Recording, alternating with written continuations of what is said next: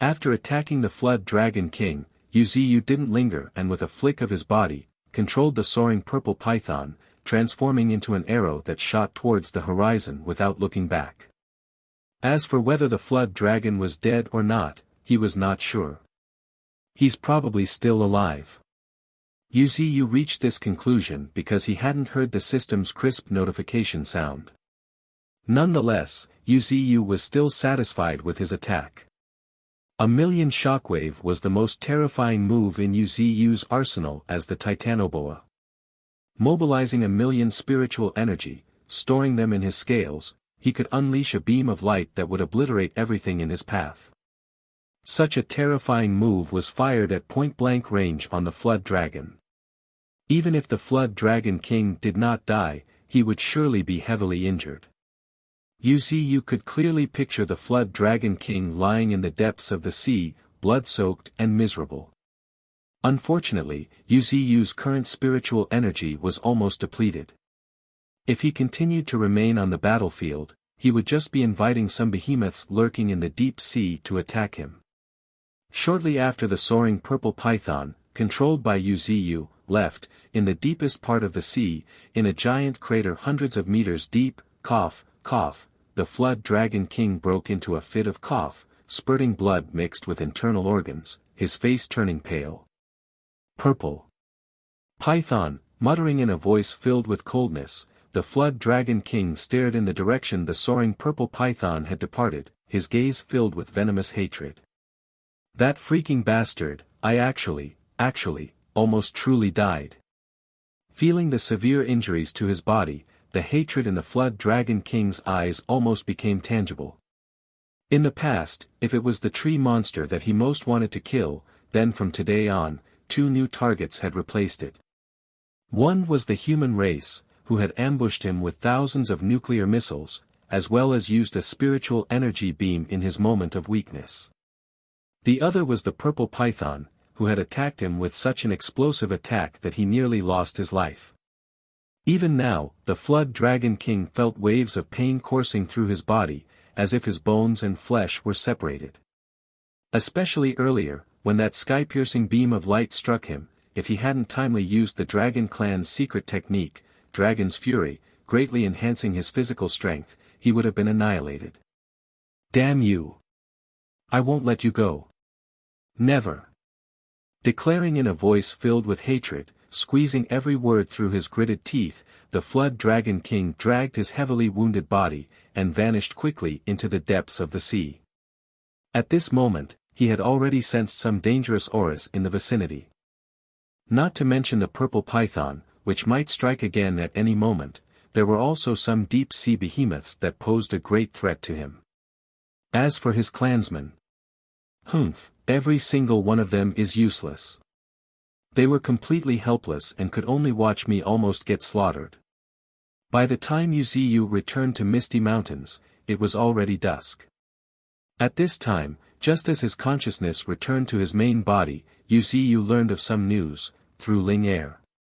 For instance, the entire upper brass in the Chinese government were alarmed, holding numerous high-level meetings, and mobilizing countless troops towards the coastal areas. Obviously, they were also worried about retaliation from the Sea clans. However, that was not all. After confirming that the spiritual energy railgun could harm Tier for Transcendence, the Chinese government decided to mass-produce them. If nuclear weapons could number in the thousands, so could the spiritual energy railgun. Except, it would be an extremely costly project. According to Ling Air, the cost of one spiritual energy railgun was equivalent to 10 aircraft carriers of the old era. What did that mean? Even with China's current resources, building 10 spiritual energy railguns would be a huge strain on them. However, considering the threat posed by Tier for Transcendent, the construction of the spiritual energy railguns was urgent, and China didn't hesitate to seek resources from Flame City, Tianjin, and other nearly independent cities. Considering that Flame City was still nominally part of China, Ling Air had also sent some resources. After all, while the spiritual energy railgun was powerful, it didn't pose a threat to Wuxia. More importantly, To obtain these resources, the Chinese government compromised and handed over the blueprint for the semi-finished spiritual energy railgun to Flame City. I'm somewhat looking forward to meeting the President of China. Yu smiled, looking at the blueprint in his hand, with some admiration.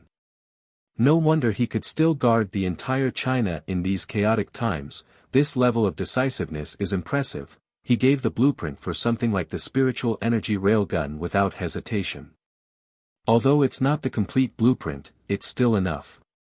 Of course, looking at the extremely complex design and the massive resource requirements on the blueprint, Yu shook his head. Something like the spiritual energy railgun is unsuitable for Misty Mountains. This kind of ultimate weapon is fit for a nation, but not a power like Misty Mountains. Still, in the future, if we truly found a nation, such spiritual energy railguns could be mounted in various cities. Thinking of this, Yu handed the blueprint to Brewmaster. It's better to leave things like these to Brewmaster. At this moment, Yu glanced around at the gathered mutant beasts and smiled. Immediately afterward, space started rippling as a section of cosmic root emerged from a rift, much to the astonished gazes of the mutant beasts. Master, what is it? White Tiger asked in confusion.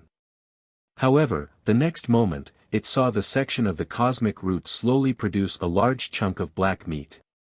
Just as this large chunk of meat appeared, powerful fluctuations spread into the surroundings, as a violent and fearsome aura assailed every mutant beast. This is flood dragon meat, taken during the battle with that guy. Saying this, Yu divided the whole piece of flood dragon meat into several portions and distributed evenly among the mutant beasts. However, when it was the ice elemental flood dragon, Little White's turn, Yu hesitated. Yet, after a moment, realizing something, Little White stated with a chuckle, Master, don't worry, I and the Flood Dragon King are not of the same race.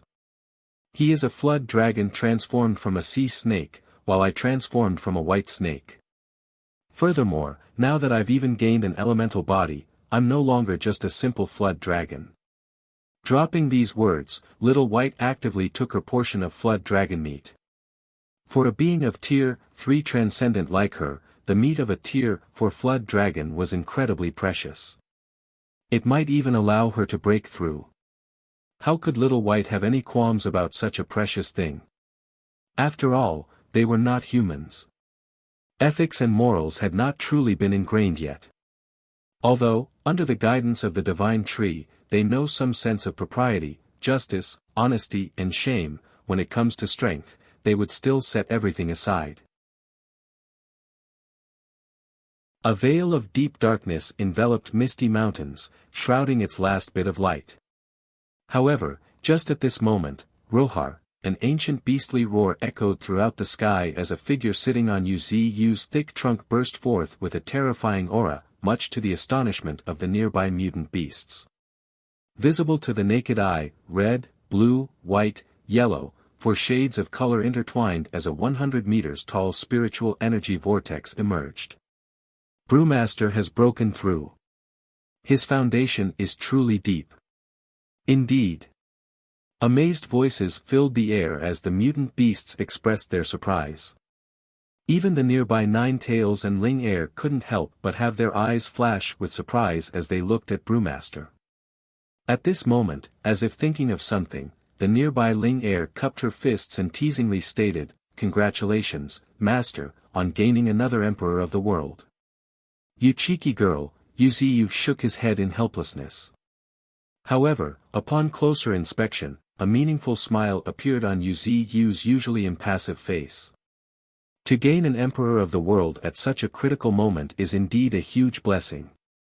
Moreover, Brewmaster had always been formidable. Even at the realm of Sovereign, he had the strength to contend with the Emperors. Now, having broken through, his combat power has naturally gone beyond that of ordinary Emperors. Still, shifting his gaze, Yu turned his attention to Sarcosuchus not far away, which resembled a small mountain. Yu was not surprised by Brewmaster's breakthrough. Given his foundation and accumulation, a breakthrough was a matter of course. The flood dragon meat merely acted as a catalyst, triggering Brewmaster's deep accumulation. The same could be said for Nine Tails. She too was likely to break through to an emperor soon enough. Mutant beasts like them, who possessed inheritances and had a strong connection with heaven and earth, their only real challenge was the accumulation of spiritual energy. However, what intrigued Wuxia the most was Sarcosuchus, Old Fourth. As the most outstanding of the three atavistic great beasts, Old Fourth had always been silent and cold, yet his strength was undeniably formidable. One could even say, terrifying. Especially after devouring the wyvern egg and awakening the power of the rock dragon, his strength had become even more unfathomable. Even now, Wuxia could not truly accurately gauge his power. However, just now, after devouring the flood dragon meat, this fearsome behemoth who seemed to be carved out of granite, emitted a very subtle aura. And that aura happened to have piqued Wuxia's interest. With these thoughts in mind, Wuxia focused his mind. In an instant, before this behemoth, which resembled a hill, countless roots wove together, weaving a slender figure. Old Ninth has advanced. With a light sigh, Wuxia slowly made his way to the top of this behemoth. Tap, tap, tap, with gentle footsteps, the towering behemoth, with golden vertical pupils like a dragon's, blinked before responding in a cold voice, indeed. The voice was cold and impassive, as usual. However, if one listened carefully, they would detect a hint of joy. Clearly, Sarcosuchus was very happy for Brewmaster. At this moment, Wuxia smiled and straightforwardly asked, "When will you break through?" "Me?" Sarcosuchus was momentarily stunned, before finally realizing Wuxia's meaning. A smile tugged at the corner of his mouth as Sarcosuchus frankly asked, "Master, when would you like to see me break through?" Pleasantly surprised, Wuxia curiously glanced at the massive behemoth beneath him, which was nearly 200 to 300 meters long and covered in rock-like skin resembling granite. His dozens of meters-long giant tail lay on the tree branches like a steel whip. Every now and then, it would rise and fall, generating a whistling sound. However, his most unique feature was his long mouth, similar to that of a platypus, yet filled with rows of razor-sharp teeth that gleamed coldly in the moonlight. Looking closely at his face, one could see a resemblance to dragons and an air of indescribable majesty. "You are truly extraordinary." Expressing his admiration, Wuxia finally realized he might have underestimated Sarcosuchus. Or rather, underestimated the existence that had awakened the bloodline of the rock dragon. Dragons were an apex race. Whether it was the Western dragons or Eastern divine dragons, they were all dragons, legendary mythical creatures. They could be judged by common sense. Now, after a thorough examination of Sarcosuchus, Wuxia was astonished to find that, although his spiritual energy was only around 8 to 9 million, his physical body had long surpassed the limits of Tier 3. In other words, at some unknown point, his physical body had already broken through to Tier 4. Unlike the commotion caused by a breakthrough in spiritual energy, the breakthrough of his physical body had been silent, so much so that even Wuxia had failed to notice. Moreover, Wuxia noticed that every muscle in Sarcosuchus's body was vibrating at a frightening frequency, a sign of either a form of cultivation or some mastery of a secret technique. Sarcosuchus, also known as the flesh crocodile, was known for his powerful muscles. After awakening the rock dragon bloodline, his body had surpassed his kind, stepping into the realm of mythical creatures. To put it differently, the evolution of all things typically involves using spiritual energy to drive the body, thereby completing a metamorphosis of the hierarchy of life.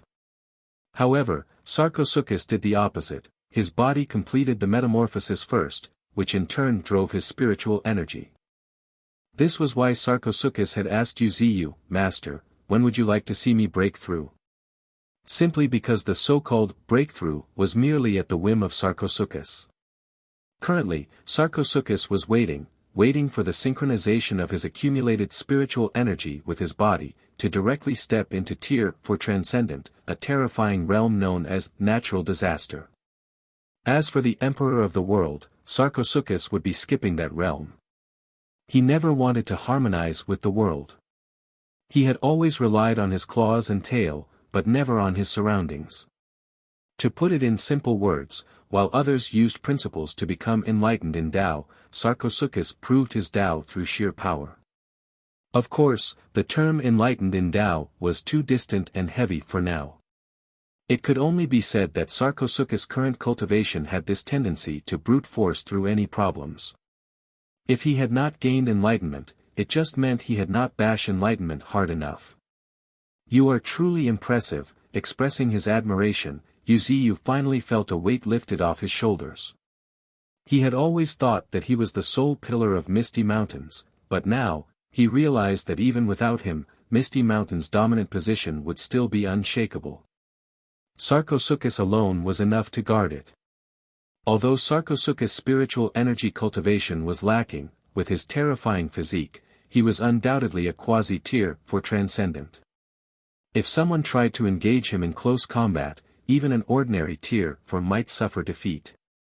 Moreover, there was also Golden Monkey, who had been hiding his true strength all this while.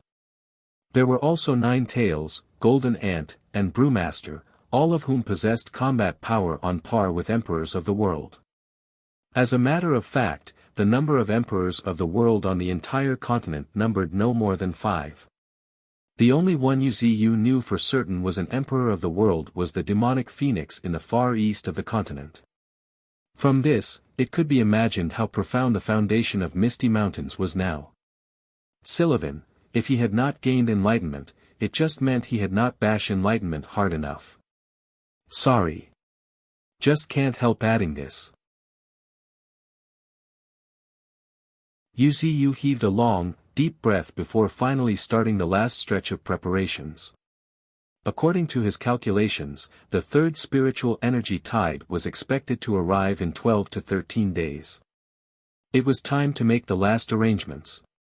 The first order on the list was to recall the scattered clans across the continent. With this in mind, Wuxia's consciousness returned to his main body, jolting it a bit.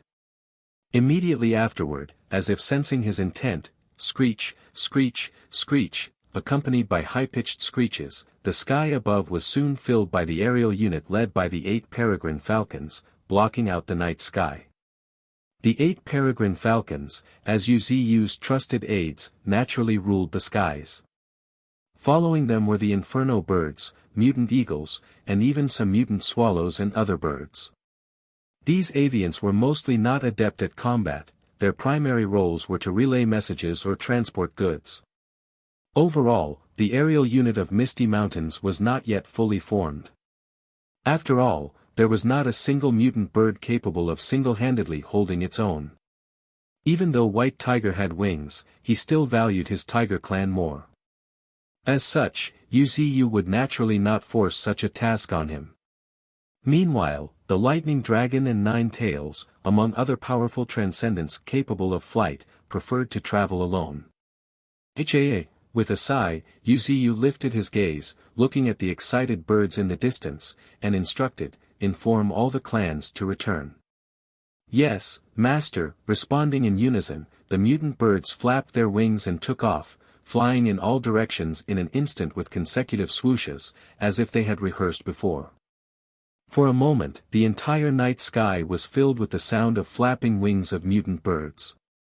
"These guys," smiling, Wuxia turned his gaze towards Qin Gang in the distance and asked, "Qin Gang, how are the 3 human cities under Misty Mountains rule doing?"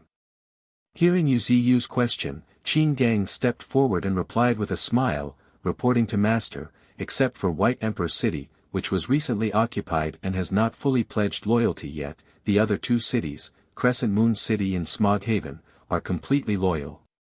The million humans in these cities all worship you and coexist peacefully with numerous mutant beasts. So far, many humans have even formed contracts with various mutant beasts, becoming combat partners. However, for the past 3 years, while the Misty Mountains have been silent, they have mostly stayed within their cities, rarely venturing out. After calmly hearing the report, Wuxia felt quite satisfied. This was typical of humans. In some ways, humans were a grateful species. Wuxia had never mistreated them. And apart from providing them with ample spiritual lands for self-sufficiency, he also provided them necessary protection. Under the guidance of those with good intentions, these humans had kept their gratitude in mind.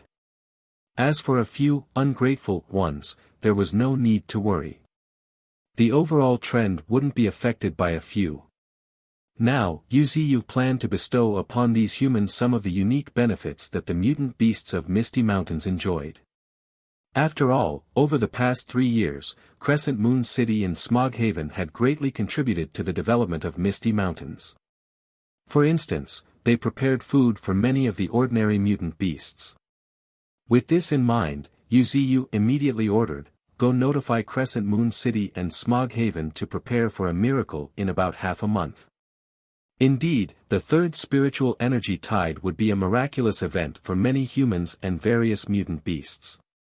During the second spiritual energy tide, those who were unable to withstand the influx of spiritual energy were eliminated, while the humans who managed to survive had adapted to this new world.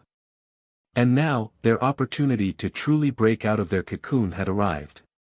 Based on Wuxia's predictions, this third spiritual energy tide, with its 9-colored spiritual energy, would thoroughly cleanse all living beings, from body to soul. If they seized the opportunity, reaching heaven in a single bound would not be impossible. Such a gift from the heavens could only be called a miracle. "Yes, Master." Sensing the significance, Qin Gang suppressed his excited heart and kicked the ground, quickly setting off towards the 2 distant cities. Watching Qin Gang depart, Wuxia then turned his attention to the mutant beasts, and reminded them, the third spiritual energy tide will arrive in 12 to 13 days. Make sure to adjust your states accordingly during this period. Stating this, Wuxia promptly sprang into action, without giving them a chance to ask questions. Boom, boom, boom, accompanied by fearsome tremors, Wuxia's 100 meters tall tree body emerged once again. His roots, resembling flood dragons, spread in all directions. After this, his trunk grew at a speed even more visible to the naked eye. Except, it seemed to be intentional. Currently, Wuxia's tree body was actually far beyond the size of what it was before. As he grew bigger, his canopy also became denser. Looking up, it even obscured the bright moon hanging in the sky. Fortunately, the Misty Mountains were perpetually shrouded in fog, or else countless humans would have raised a hue and cry at this sight, simply because, at this moment, Wuxia's canopy spanned over an area larger than a mid-sized city, and he was only growing bigger and bigger. Covering the sky and the moon, it really does live up to the name. This was the power of the Titan clan. After several simulations of the Titanoboa's abilities, Wuxia finally gained an epiphany, indirectly applying the Titan clan's innate talent to his own body. With the ability to grow infinitely, he aimed to block out the sky and cover the moon, all to channel more spiritual energy when the third spiritual energy tide arrived. This in turn would bestow a true blessing upon Misty Mountains. When the time came, Wuxia wouldn't hesitate to fully mobilize his tree form, and gather spiritual power from half the continent. Cultivation was about competing against heaven, the earth, and other beings. If this could benefit all of Misty Mountains, Wuxia believed that it would be worth it. As for being despised by mutant beasts and humans alike for stealing their opportunity, Wuxia did not care.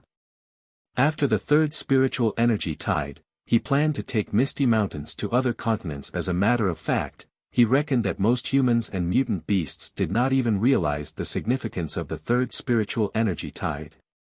By the time they did, the spiritual energy tide would have passed. In the blink of an eye, 10 days had gone by. During these 10 days, various clans from Misty Mountains had returned one after another. Surprisingly, the leading clan, the Chimpanzee clan, had slain a Tier 3 sovereign. Moreover, this mutant beast was none other than the infamous dire bear, one of the 10 monstrosities known across the continent for its ferocity. The dire bear stood over 10 meters tall and was renowned for its 5 to 6 meters long claws. Rumor had it that its claws could tear even the sky, a claim that seemed exaggerated but was validated by the chimpanzee clan. Every time it swung its limbs, its claws tore apart the space. Its terrifying power was simply appalling. It was only because the strongest clan of the Misty Mountains, the chimpanzee clan, encountered it that it could be killed. This feat was accomplished thanks to their formidable physique and close coordination. Any other clan would have faced significant trouble. These renowned mutant beasts are indeed formidable.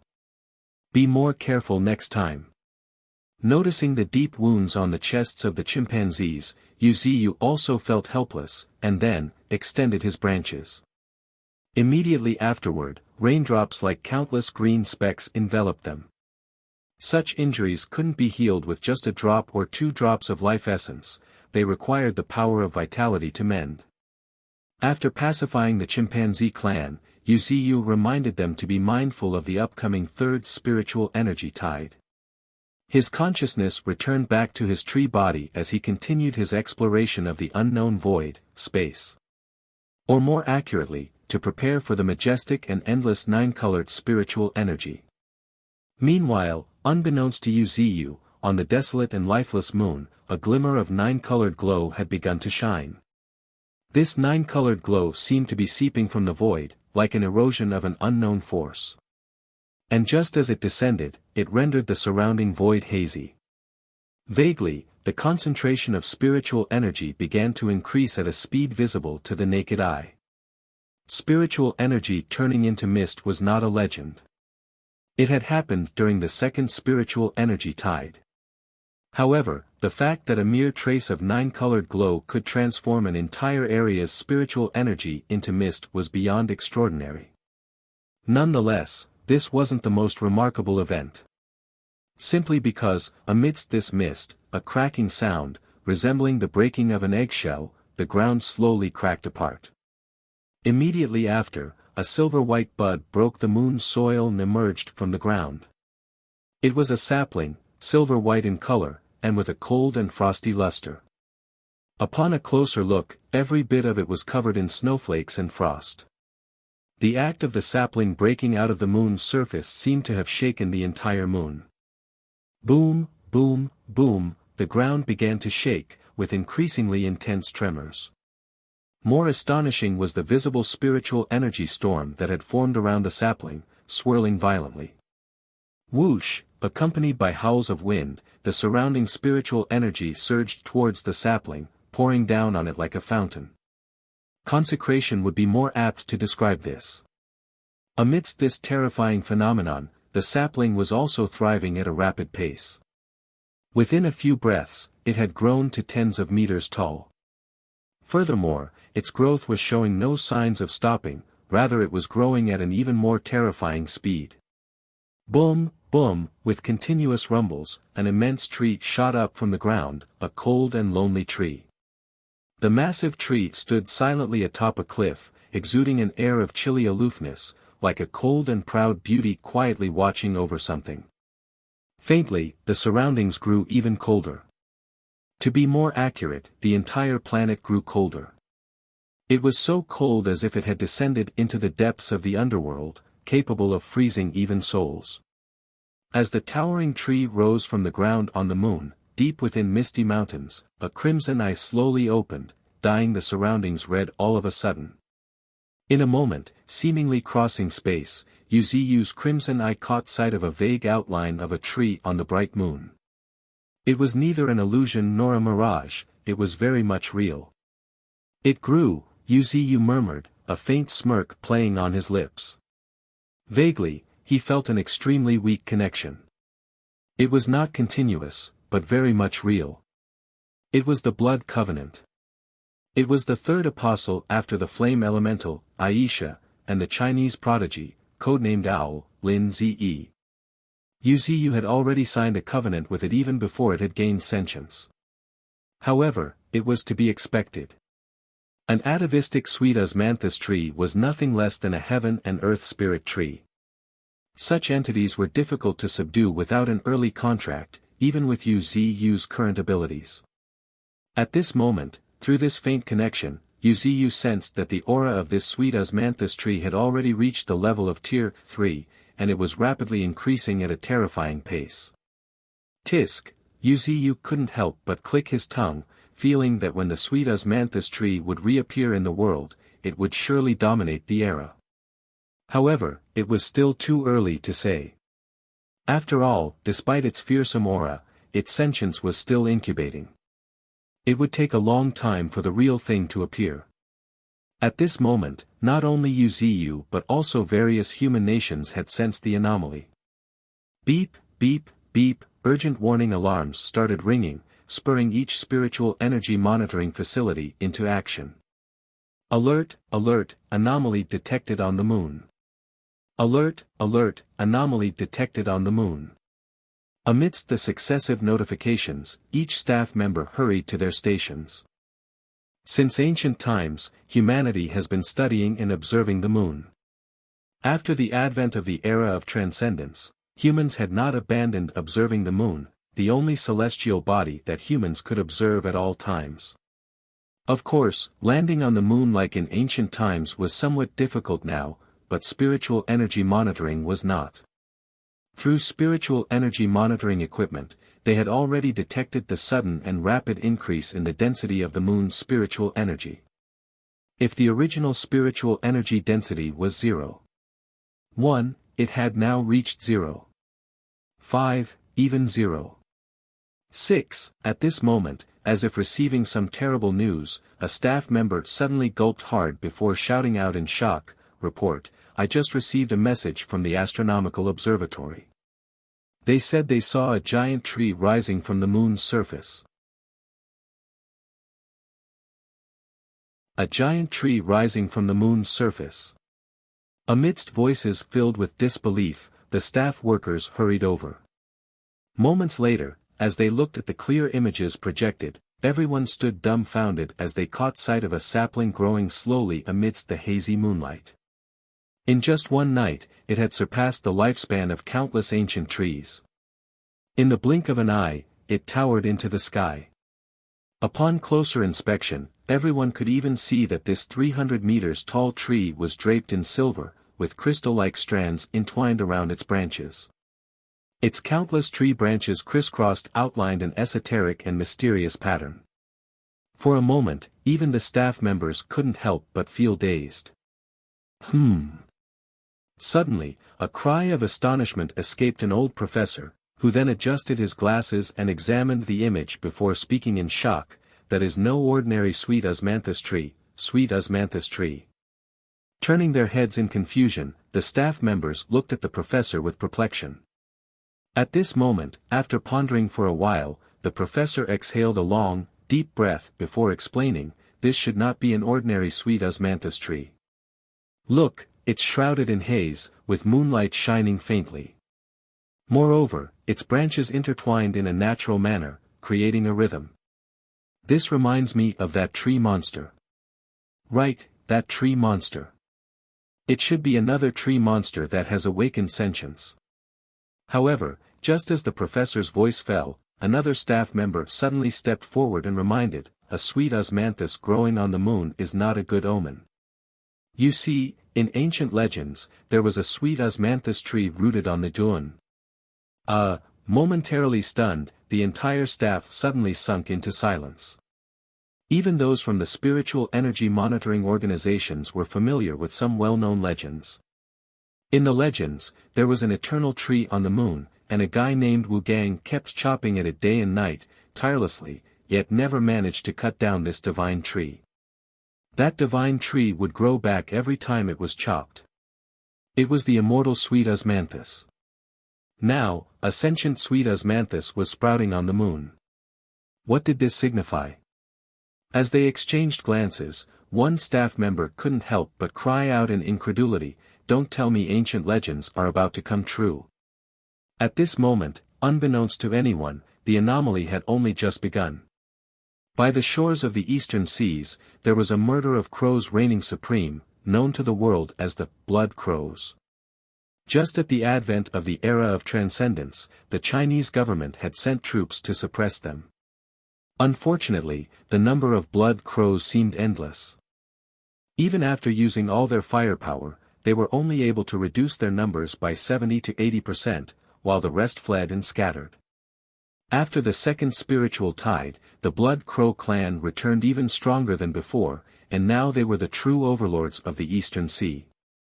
If one were to look at the cliffs of the Eastern Sea, they would certainly see pairs of crimson eyes glowing like flames in the dark crevices. These were the Blood Crows, the topmost aerial clan. Even the most elite mutant birds would find it difficult to compete with them in a true sense. The ferocity of the Blood Crows could be understood from the fact that wherever they went, the land was left barren, with not even grass growing. Moreover, compared to ordinary mutant birds, they were even more sinister and terrifying. Caw. Caw, just then, sharp and unpleasant hoarse caws, filled with wild excitement and agitation emanated from the dark crevices. If someone were there at that moment, they would surely be unable to help but gasp in astonishment. Because, deep within the crevices of this cliff, there were faint nine-colored halos flickering. Spiritual energy tide, and this was the harbinger of the onset of the third spiritual energy tide. Or one could say, an early permeation. The third spiritual energy tide was like a torrent from the depths of the universe, crashing towards the entire cosmos. As such, the arrival of some occasional early waves was also within reason. Now, within the depths of the Eastern Sea's cliffs, a portion of space had already been torn apart by the crashing nine-colored torrent. And through this opening, the entire Blood Crow clan was enveloped in the colorful light first. Caw. Caw, one ecstatic cry after another echoed as the entire Blood Crow clan began to revel. What was even more terrifying was that amidst the permeation of the nine-colored spiritual energy, these blood crows began to undergo some abnormal changes that were beyond ordinary. For example, their auras seemed to merge subtly. And their grating screeches became even more organized. However, these screeches became more terrifying and horrifying. A horrifying pressure seemed to even fill the sky. Vaguely, a crimson moon emerged amidst the haze. That was an omen, a very frightening one. At least, at this moment, by the shores of the Eastern Sea, as the humans in the nearby cities gazed at the crimson moon phenomena in the sky, a chill ran down their spines. At this moment, not only on the shores of the Eastern Sea, but also in another corner of the continent, screech, in a very excited and high-pitched cry, a jet-black bird with 3 plumes trailing behind it like a phoenix suddenly circled in the air, then swiftly dashed towards the depths of the clouds. She was beautiful. The black star-like specks coming out of her 3 plumes, every time they swayed, even just a little, creating a sparkling and mesmerizing trail that slowly disappeared into the distance, only added to her beauty and elegance. This was the demonic phoenix, the most mysterious mutant bird on the continent, possessing the power of foresight. Years ago, she had already glimpsed the arrival of the third spiritual energy tide. Using her foresight abilities, she found a place where the spatial barriers were weakest and stayed there for 3 years. And then, she waited and waited, until today, crack, with a crisp shattering sound, space suddenly shattered in the depths of the clouds like a mirror. At the same time, a thin, colorful mist began to seep out from the shattered space. Screech, amidst the colorful mist, the demonic phoenix let out an extremely excited cry as she folded her wings, bringing them over to her chest, with her plumes slightly swaying, creating streams of starlight. Like this, she began her final transformation. It was not only a transformation in strength, but also a transformation in bloodline. She finally welcomed the summon from her ancient bloodline. Compared to the accidental encounters and quests of these individual mutant beasts and even humans, there was one place that resorted to extremely violent means. Shatter for me, with a thunderous roar, the entire misty mountains trembled. Immediately after, countless mutant beasts, much to their horror, witnessed a root so long that it seemed to connect heaven and earth, breaking through the ground and ruthlessly whipping toward the sky. It whipped so hard that the gale it created rocked even Tier 3 mutant beasts off their feet, albeit just a little. The spiritual energy surging from it even made countless mutant beasts feel suffocated. Now, under such a fearsome strike, the entire shook violently with a deafening snap before the sky, like a mirror, shattered. Adding more to the dread, this shattering wasn't just limited to 100 meters, or even 1,000 meters, rather it spanned for thousands of kilometers. At the same time, countless mutant beasts suddenly saw a sea in the shattered space, crashing towards them. Splash, splash, it looked like roaring waves, but they happened to be quite colorful, dyeing even the sky in multitudes of color. Ha! Exclaiming in amazement, Nine-Tails stared at the nine-colored spiritual energy surging from the crack in space, her eyes filled with astonishment. Simply because, right at that very moment, her blood began to boil, as a sensation akin to burning enveloped her. No way! Nine-Tails couldn't help but express her perplexion in a bewildered voice as a magnificent scene from an ancient time long forgotten emerged in her mind. It was a vast starry sky. And beneath this sky was a snow-white fox with 9 tails, so beautiful that her beauty couldn't be described by mere words, exuding an alluring yet sacrosanct aura. I, too sure, shall open the gates of heaven today. At the drop of these words fell, the snow-white fox tore apart a corner of the universe. And from this tear, the same colorful glow seeped out. Immediately after, the snow-white fox started undergoing a transformation, with countless mysterious patterns gradually imprinting within her bloodline. This was the celestial fox bloodline, the true celestial fox bloodline. In other words, in ancient times, a fox monster had once ascended the road to heaven, deeply imprinting the power of the celestial fox into her bloodline, for the prosperity of generations to come. And now, under the call of this innate spiritual energy, that ancient bloodline truly began to awaken. Visible to naked eyes, one illusory chain after another wove around 9 tails, forming a spherical barrier that completely enveloped her. At the same time, a very ancient aura began to emanate from her. As a matter of fact, 9 tails transformation was just one among many, other transformations were also occurring in succession at this moment. Rohur, suddenly, a dragon roar shook heaven and earth. Visible to the naked eye, a sarcosuchus as large as a hill, at some point, had blood-stained wings sprouting from its back. They were dragon wings, broad and majestic, as if they were capable of carrying everything. At the same time, his golden vertical pupils became increasingly dignified. "We're the rock dragon." Accompanied by a deep and solemn call, a terrifying phantom appeared behind him. It was a vast continent, with continuous mountain ranges and rivers.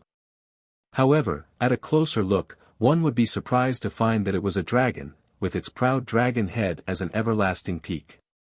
Its golden dragon eyes hung high in the air, as if watching everything. This was the rock dragon progenitor, the greatest dragon king of the previous era, who had transformed into a landmass to safeguard the entire dragon clan. As long as he existed, the dragon clan would be immortal. Yet, even a hegemon as powerful as him eventually perished in the cycle of eras, with only a trace of his bloodline enduring.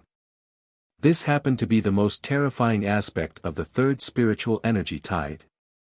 The third spiritual energy tide was a torrent emerging from the depths of the universe, like a vast sea of spiritual energy.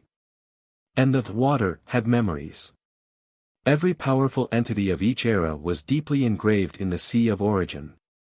The reasoning was simple, even those eternal and indestructible hegemon had no choice but to perish in the cycle of eras, ultimately returning to heaven and earth. Even the energy in their bodies returned to heaven and earth, aiding in their renewal. The sea of origin in the depths of the universe, unreachable by mortals and untouchable by eternity, held the imprints of their power. Thus, some say, eras are samsara. Every era bore the shadow of the previous one. Except for a few newly born, super-extraordinary races that went against heaven, most others were once renowned and powerful in the previous era. This was the so-called samsara, or rebirth. Not only do every living creature undergo rebirths, but even eras themselves undergo rebirths. Now, on the day of the third spiritual energy tide, one race after another bearing the name of superior would finally awaken completely, standing at the top of the awakening completely, and will once again stand at the top of the food chain. Roar, another dragon roar reverberated as a purple bolt of lightning tore through the sky. Crack, a deafening clap reverberated through the world, prompting the humans in the distance to look towards the source, where they saw a purple lightning bolt seemingly striking from the depths of the universe. The purple bolt of lightning was thick and majestic. Even the dense mist could not conceal it. It felt like the very beginning of the universe, when heaven and earth were split apart. It was overwhelmingly domineering. Roar. The dragon roar grew louder and more domineering. In just a moment, a dragon came into view. It was a purple dragon. Its horns curved toward the sky, seemingly wanting to pierce heaven. Its purple wings, with lightning streaking them, bore intricate markings that slowly emerged upon closer inspection. Those dragon wings had numerous palm-sized magic circles on them. They looked very much like the pentagrams of Western fantasy. But they didn't just have pentagrams, there were also heptagrams and even nonograms. How could a dragon be called a dragon if it didn't know dragon tongue magic? One after another, ancient memories gradually surged in Little Tenth's mind. At the same time, Lightning Dragon's body began to grow at a visible rate. Among the few apex races at the top of the pyramid of all races, reaching adulthood meant reaching Tier 4, the so-called natural disaster class. Now, under the unparalleled opportunity called the third spiritual energy tide, Little Tenth was crossing his infancy, and growing straight into a young dragon. Compared to the dominance shown by these two Western dragons, the other side was no less inferior. Roar, amidst a long and resonant dragon roar, a chill surged from the ground, surging towards the high heavens. Right at that very moment, a dragon tail flicked through the air, scattering countless ice crystals and snowflakes. A chill spread through the surrounding, visible to the naked eye, rendering the entire region into a world of extreme cold. Little White, the ice elemental flood dragon, miraculous creature possessing the traits of two major races, also began her transformation at this moment. Her streamlined body grew even more slender, while her pair of ice-cold eyes flickered with a deep, cold gleam.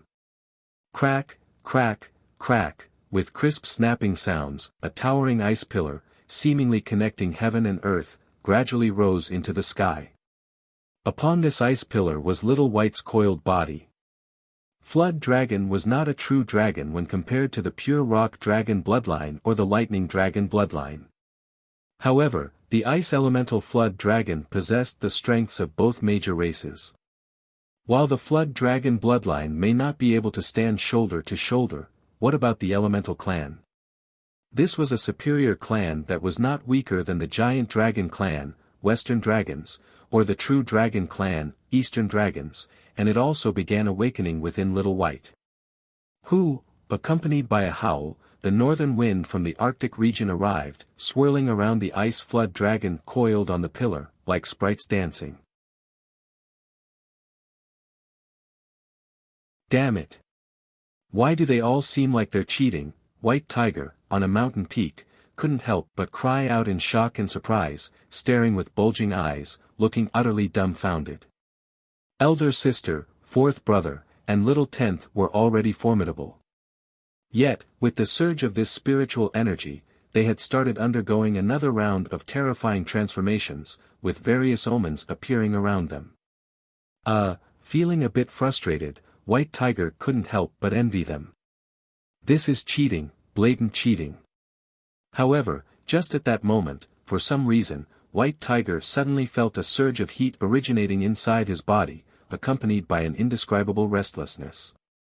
This feels so strange. Puzzled, White Tiger instinctively turned his gaze to a massive divine tree not far away, towering so high it seemed to touch the sky and overshadow the entire world. After a moment, a slender figure, sporting a meaningful smile, entered his sight. Master, there's something, however, before White Tiger could even finish his question, a playful voice rang in his ears, "You say others are cheating, but you're not much better yourself." As soon as the words fell, White Tiger's body trembled violently. Immediately after, a pair of fierce eyes entered his sight. They were definitely tiger eyes, but they could not be described with words alone. Savage yet cruel, filled an indescribable greed. At the same time, unbeknownst to White Tiger, a phantom also appeared behind him. Roar! Amidst a terrifying roar that sounded much like a tiger's roar, the phantom became clearer. It was a strange beast with snowy white fur, sporting two pale golden dragon horns on its forehead, a beak-like mouth, and a pair of black wings. White Tiger, on the other hand, did not have the dragon horns, and his mouth was also different. As for the wings, both possessed them. Except, White Tiger's were snow-white dragon wings. The Cheongchi was an ancient evil beast, and was one of the four fiends of ancient times. There had long been signs indicating that White Tiger had Cheongchi bloodline, but it had always been dormant. Now, under the impact of the third spiritual energy tide, that ancient bloodline was finally awakening. Innate divine ability, promote evil and condemn good, with a resonant roar, White Tiger's pair of wings violently trembled before turning jet black in just a moment. At the same time, a strange aura erupted from White Tiger. Yuziyu also revealed a look of admiration. This is truly an era of prosperity. With one superior clan after another returning, the world is also bound to prosper once again. Nine Tails, Sarcosuchus, Little Tenth, Little White, White Tiger. Their ancient bloodlines are truly reviving. But that's not all. Looking up, Yuziyu saw the elemental commander Qin Gang merging into the earth. On the other side, the white fox, who once devoured a heaven and earth spirit grass, also began to breathe in and out spiritual energy, cultivating. Faintly, a seductive silhouette manifested behind her. There was also Aurora, around which the time seemed to be frozen. However, compared to these figures, the one Yuziyu was most interested in was. Shifting his gaze, Yuziyu looked toward Golden Monkey, who stood quietly on a peak. His fur danced in the wind, and his eyes were as deep and profound as ever. He was just standing there alone, but the inexplicable aura he was emanating gave others the impression as if an army of thousands was standing. No, rather than calling it aura, it would be apt to call it fighting spirit. A will to fight against heaven, fight against earth, fighting against all the gods and Buddhas. The Spirit Monkey clan had 7 major bloodlines. Each bloodline was left behind by a hegemon. Enlightened Divine Monkey, Long-Armed Divine Monkey, Six-Eared Divine Monkey, Water-Controlling Divine Monkey, Yin-Yang Divine Monkey Informing Wind, and Divine Monkey who drive away gods. So long as the 7 bloodlines remained, the Spirit Monkey clan would endure throughout eternity. And now, as the leader of the Spirit Monkey clan, the bloodline within Golden Monkey, finally awakened. Spirit Monkey bloodline, enlightened lineage, a lineage with the most dominant Tao. Descendants of this lineage are skilled in transformations, observing stars, and have the ability to shift stars and change constellations. Innate divine ability, shift stars and change constellations. Understanding the laws of star movements, the user of this ability can hurl adversaries thousands of kilometers away using the power of shifting stars and changing constellations. Slightly narrowing his eyes and going through Golden Monkey's status screen, Golden Monkey's extraordinary power was laid bare to Yuziyu. At this moment, if one were to look carefully, they would see signs of celestial bodies moving within the depths of the Golden Monkey's eyes. As the stars revolved, his aura became even more obscure, even Yuziyu found it somewhat unpredictable. The bloodlines these guys are awakening are more extraordinary than the other. In admiration, a heartfelt smile appeared on Yuziyu's face. Day by day, he meticulously nurtured them. Day by day, he watched them grow. Now, they finally rose. In the future, Yuziyu could confidently say that even if he did not make a move, his subordinates could sweep through the world. They might not be to the point of being invincible, but except for those ancient beings with mythological bloodlines, everyone else, including those who rivaled their level, would be swept aside. And this time, they wouldn't be at a disadvantage due to lack of combat experience or anything else. In the beginning, they were still young. And having always lived under Yu's protection, there naturally existed a gap. Be that as it may, this gap was small. At least, when fighting opponents of the same level, few could defeat the strongest combatants of Misty Mountains. And now, they have become even more unbeatable. Even if true dragons and divine phoenixes appeared, they would have to fight before understanding the exact gap. Ha ha ha, amidst hearty laughter, Yu became lost in thought, simply because at this moment, some vague memories started flashing through his mind. It was a massive tree that rooted itself in heaven and earth. From afar, it looked like an ox, but up close, its bark resembled yellow snake skin, and its leaves were like fishing nets, with multiple mesh-like patterns, appearing quite peculiar. There was no denying that it was an extremely strange tree, simply because its trunk was purple, its leaves azure, its flowers black, and its fruits yellow. For different colors in one, it was extremely eerie. However, that was not the scariest part. What was even more terrifying was that this tree was located by the seaside, where it should be quite noisy, and yet not even a sound could be heard, and neither did it have any shadow. It was Jianmu, one of the oldest divine trees. No less than the legendary immortal sweet osmanthus. And in terms of foundation, it was even more extraordinary, simply because it connected heaven and earth, acting as a bridge. Although this was only a legend, it also reflected the great power of this ancient divine tree to some extent. Now, such a divine tree had appeared in Yu's mind. Why would I awaken this bloodline? Yu looked astonished and confused. Do I have some kind of a connection to Jianmu? However, seemingly responding to him, a mysterious voice filled with vicissitudes echoed in his mind. Jianmu is the bridge between heaven and earth, also the manifestation of the will of the heavenly Tao, unique and irreplicable. Using it, one could ascend to heaven and descend to the underworld. If awakened, soon, it can hold up a part of heaven and earth, turning into a divine tree that bridges heaven and earth. Yu listened in a daze, somewhat stunned. Simply because this voice was like the voice of the heavenly Tao, indifferent and cold. In his brief moment of shock, Yu felt an inexplicable force rising within him. It was an extremely mysterious and domineering force, impossible to describe with words alone. Reject, I must reject it. Yu immediately blurted out these words in his mind, not giving it any thought.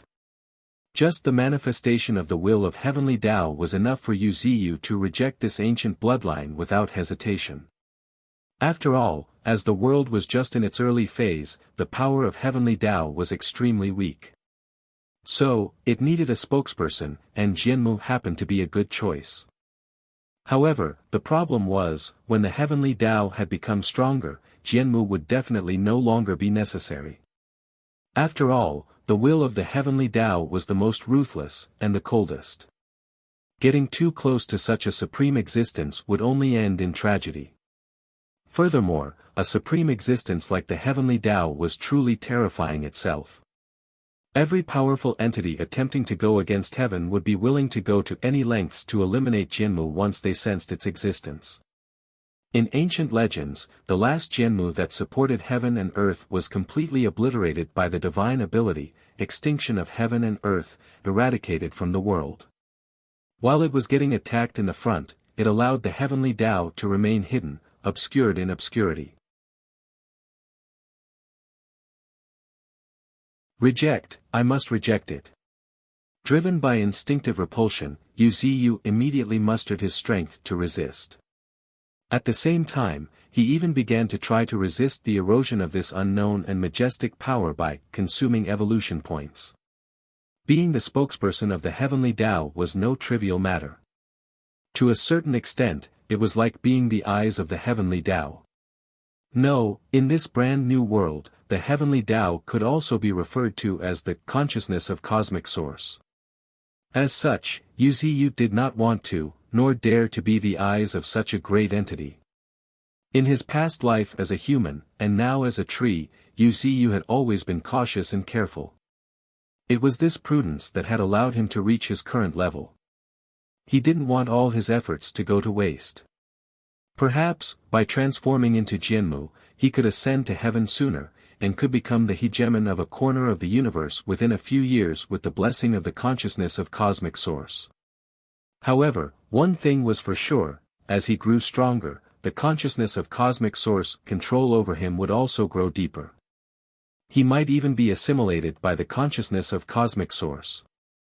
Wuxia, at present, did not believe that he could overpower the consciousness of cosmic source.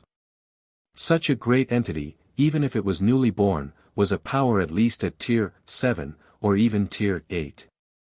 Such an existence was absolutely not something Wuxia could provoke right now. As for schemes, unfortunately, in the face of absolute power, all schemes were just clownish tricks. For now, Wuxia didn't have the strength to resist the assimilation of the consciousness of cosmic source. Perhaps, he could mount some resistance with the help of evolution points, but that would only be temporary.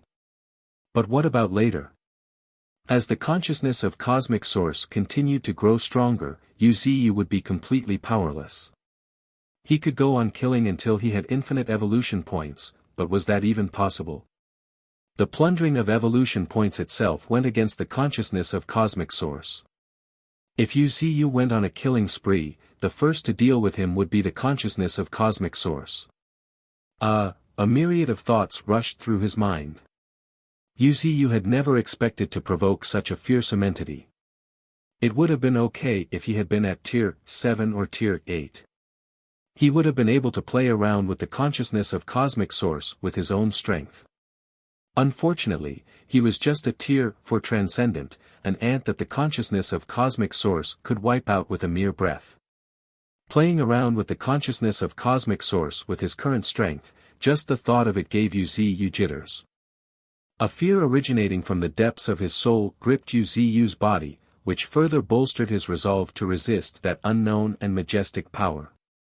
Visible to the naked eye, a 9-colored flame rose around Wuxia. That was the burning and boiling of spiritual energy. Wuxia was using all his strength to resist the invasion of this unknown power. And just then, as if sensing Wuxia's resistance, the unknown and majestic power hesitated. Faintly, Wuxia felt a very obscure fluctuation. It seemed to be in doubt. After all, being chosen by the heavenly Tao or the consciousness of cosmic source should have been a great honor. It could almost be considered as reaching heaven in a single leap. So, how could anyone refuse? Right at that very moment, Wuxia suddenly felt a shock, before he sensed that unknown and majestic power receding like a tide. Under Wuxia's strong resistance, the consciousness of cosmic source chose to retreat. However, after giving it a thought, Wuxia also found it reasonable.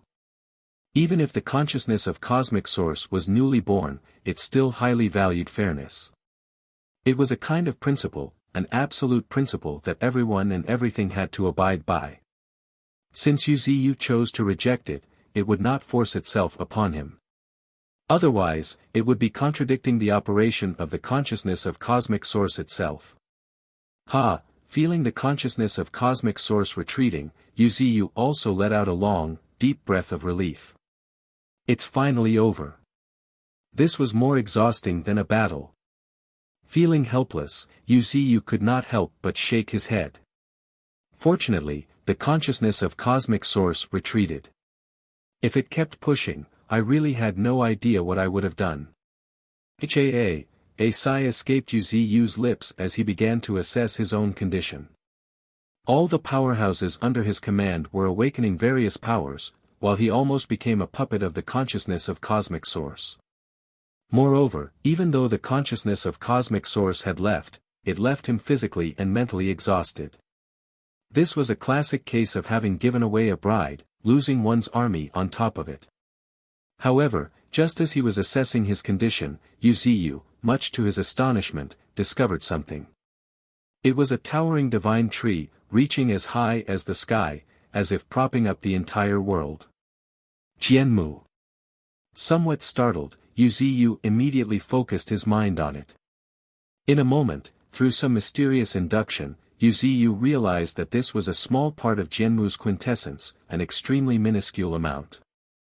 However, for Yuziyu, even this minuscule amount was extraordinarily vast. Furthermore, at this moment, Yuziyu also felt a warm power enveloping him. Well, in disbelief, Yuziyu felt his condition visibly improving at an observable speed. What was even more terrifying was that as Yuziyu recovered, his aura became stronger and stronger. Faintly, his cultivation was charging towards a higher tier. So this is the compensation from the consciousness of cosmic source. Murmuring to himself, Yuziyu looked up at the night sky, lost in thought. The consciousness of cosmic source was the epitome of fairness. The third spiritual energy tide was originally a great opportunity bestowed by heaven. However, because of its existence, Yuziyu not only gained nothing but also suffered great losses. So, karma was formed. As the consciousness of cosmic source, it naturally did not want to owe anyone karma. Therefore, it chose to leave behind a part of Jianmu's quintessence as compensation. However, what the consciousness of cosmic source might not know was how significant this minuscule part of Jianmu's quintessence was for Yuziyu. In the end, the current Yuziyu was simply too weak. Thus, even the slightest gift from heaven was a tremendous opportunity for him. Taking a deep breath, Yuziyu began to digest this minuscule part of the quintessence. It was not much, one could even say it was very, very little. However, the key issue was that the real Jianmu was a terrifying existence of at least tier 7 or even tier 8. And now, even this tiny fraction of it was a stroke of luck for Yuziyu. Rumble, rumble, rumble, accompanied by thunderous rumbles, Yuziyu's 80 roots began to grow bigger and bigger at a speed visible to the naked eye. Even his primary root couldn't help but let out a roar, resembling a dragon roar, before it too began to undergo a transformation. An increasingly terrifying roar echoed deep within the earth as Yuziyu's primary root underwent constant transformations. Upon closer inspection, the wrinkled bark covering it flickered with a faint darkish sheen, faintly emanating a sense of hardness. Scales, resembling those of a dragon, covered its entirety. However, this wasn't what was astonishing. What was truly astonishing was that at the tip of the primary root had taken the shape of a vivid and lifelike dragon head. The dragon head was quite majestic, with two long whiskers swaying, exuding a unique charm. Wood Dragon, Level 3, the primary root has transformed into a true dragon, bred by heaven and earth, possessing incomprehensible power. Currently, it is already a half-dragon. Note, true dragons have no parents, and are born and nurtured by heaven and earth. All things are capable of transforming into dragons. Glancing deeply at the status screen, Yuziyu's eyes couldn't help but narrow slightly. It really never occurred to him that Wood Dragon, the ability that had not made any progress for a long time, would advance so soon, reaching level 3. As a matter of fact, the Wood Dragon ability was not like other abilities. The primary root was Yuziyu's most precious part of his body. The primary root's transformation into dragon was primarily fueled by his desire for self-preservation. As long as the primary root existed, so did Yuziyu. As such, having a certain combat power and even self-preservation ability was extremely important for the primary root. At the beginning of this process, this bizarre ability might have been conceived by the system because of Yuziyu's pressing desire. However, the progress of this ability had always been on the slow side. Even with evolution points, Yuziyu reckoned that it would take hundreds of years to evolve. Through continuous refinement, Yuziyu also discovered that this ability was more like primary root breeding a dragon rather than transforming into a dragon. True dragons had no parents. They were born and nurtured by heaven and earth. As dragons, true dragons were even more powerful than giant dragons. As such, one could imagine how greatly Yu's self-preservation ability would be enhanced if his primary root truly birthed a true dragon. Most people considered the primary root to be Yu's weakness, but they couldn't have imagined that beneath the earth, a true dragon was lurking. TSK. Now it's already become a half-dragon, muttering to himself, Yu's lips curled slightly. Even though it was only a half-dragon, his self-preservation ability had increased a little. Now, Yu could sense a fearsome force lurking beneath the earth, a force so strong that if he had a momentary lapse in his judgment, not to mention ordinary Tier 3 Transcendent, even the emperors of the world, the peak Tier 3 Transcendents, would be instantly obliterated by Yu's primary root, which had already transformed into a half-dragon. Superb! While marveling once again, Yu looked solemnly at the gradually dissipating quintessence of Jianmu within him. Yu was in shock and awe over the fact that just this tiny bit of Jianmu's quintessence made his primary root undergo transformation, while greatly enhancing his strength at the same time. Now, Yu's spiritual energy alone has reached 80 million. Such a vast amount of spiritual energy gathered at one place made it undergo a qualitative change. Every moment and every second, Yu was forcefully suppressing himself from altering his surroundings. The moment he stopped suppressing, the world centered around Yu would be covered with greenery in no time, depriving all other plants of their living space. Despite accumulating such a vast amount of spiritual energy, it still was not the most important thing. Yu's gaze became focused, realizing that his grand divine ability, the 9 realms of heaven, and the 7 pocket spaces had all begun to transform. Crackle, with a deafening clap, a thick bolt of lightning tore through the pocket of lighting before the entire pocket of lightning started expanding at a speed visible to the naked eye. At the same time, other pocket spaces, such as the pocket of flame and pocket of ice, also had a profound and mysterious energy surge within them. Boom, boom, boom, accompanied by the pockets shaking, all the space pockets were continuously expanding at a pace visible to the naked eye. At this moment, if one looked carefully, they would notice that a phantom of a tree had appeared at the center of these 7 space pockets. From afar it looked like an ox, and from up close, it appeared to have 4 colors circulating. It was none other than the diving tree that bridged heaven and earth, Jianmu. Jianmu was renowned for supporting the world and connecting heaven and earth. Yu's 9 realms of heaven happened to be 7 spaces that were continuously developing and evolving towards becoming worlds. The two interacted with each other, and most of the Jianmu's quintessence surged towards the 7 pocket spaces supported by Yu, transforming into 7 phantoms of a heaven-connecting tree, expanding the entire space until it reached its current vast size. This was the terrifying power of the Jianmu's quintessence and also the most correct way to utilize the Jianmu's quintessence. The power of the quintessence was most mysterious. It was inexplicable and mysterious, yet it was the most precious type of energy. Even hegemons and eternal realm powerhouses would not sacrifice even a little bit of their quintessence to nurture their successors. Yet, by some twist of fate, Yu had obtained a wisp of Jianmu's quintessence and used it in the right way. My foundation has greatly improved in an instant. Satisfied, a grin appeared on Yu's lips. At this moment, the grand divine ability, 9 realms of heaven, finally possessed some power. The 7 space pockets, with a diameter of about 10,000 meters, not only could take in foreign objects, but their size had increased by several times or even tens of times over.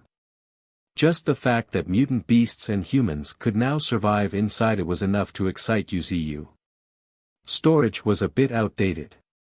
Yu's current 9 realms of heaven were truly independent worlds, capable of nurturing and sustaining life. The only regret was that these 7 spaces still could not nurture spiritual energy.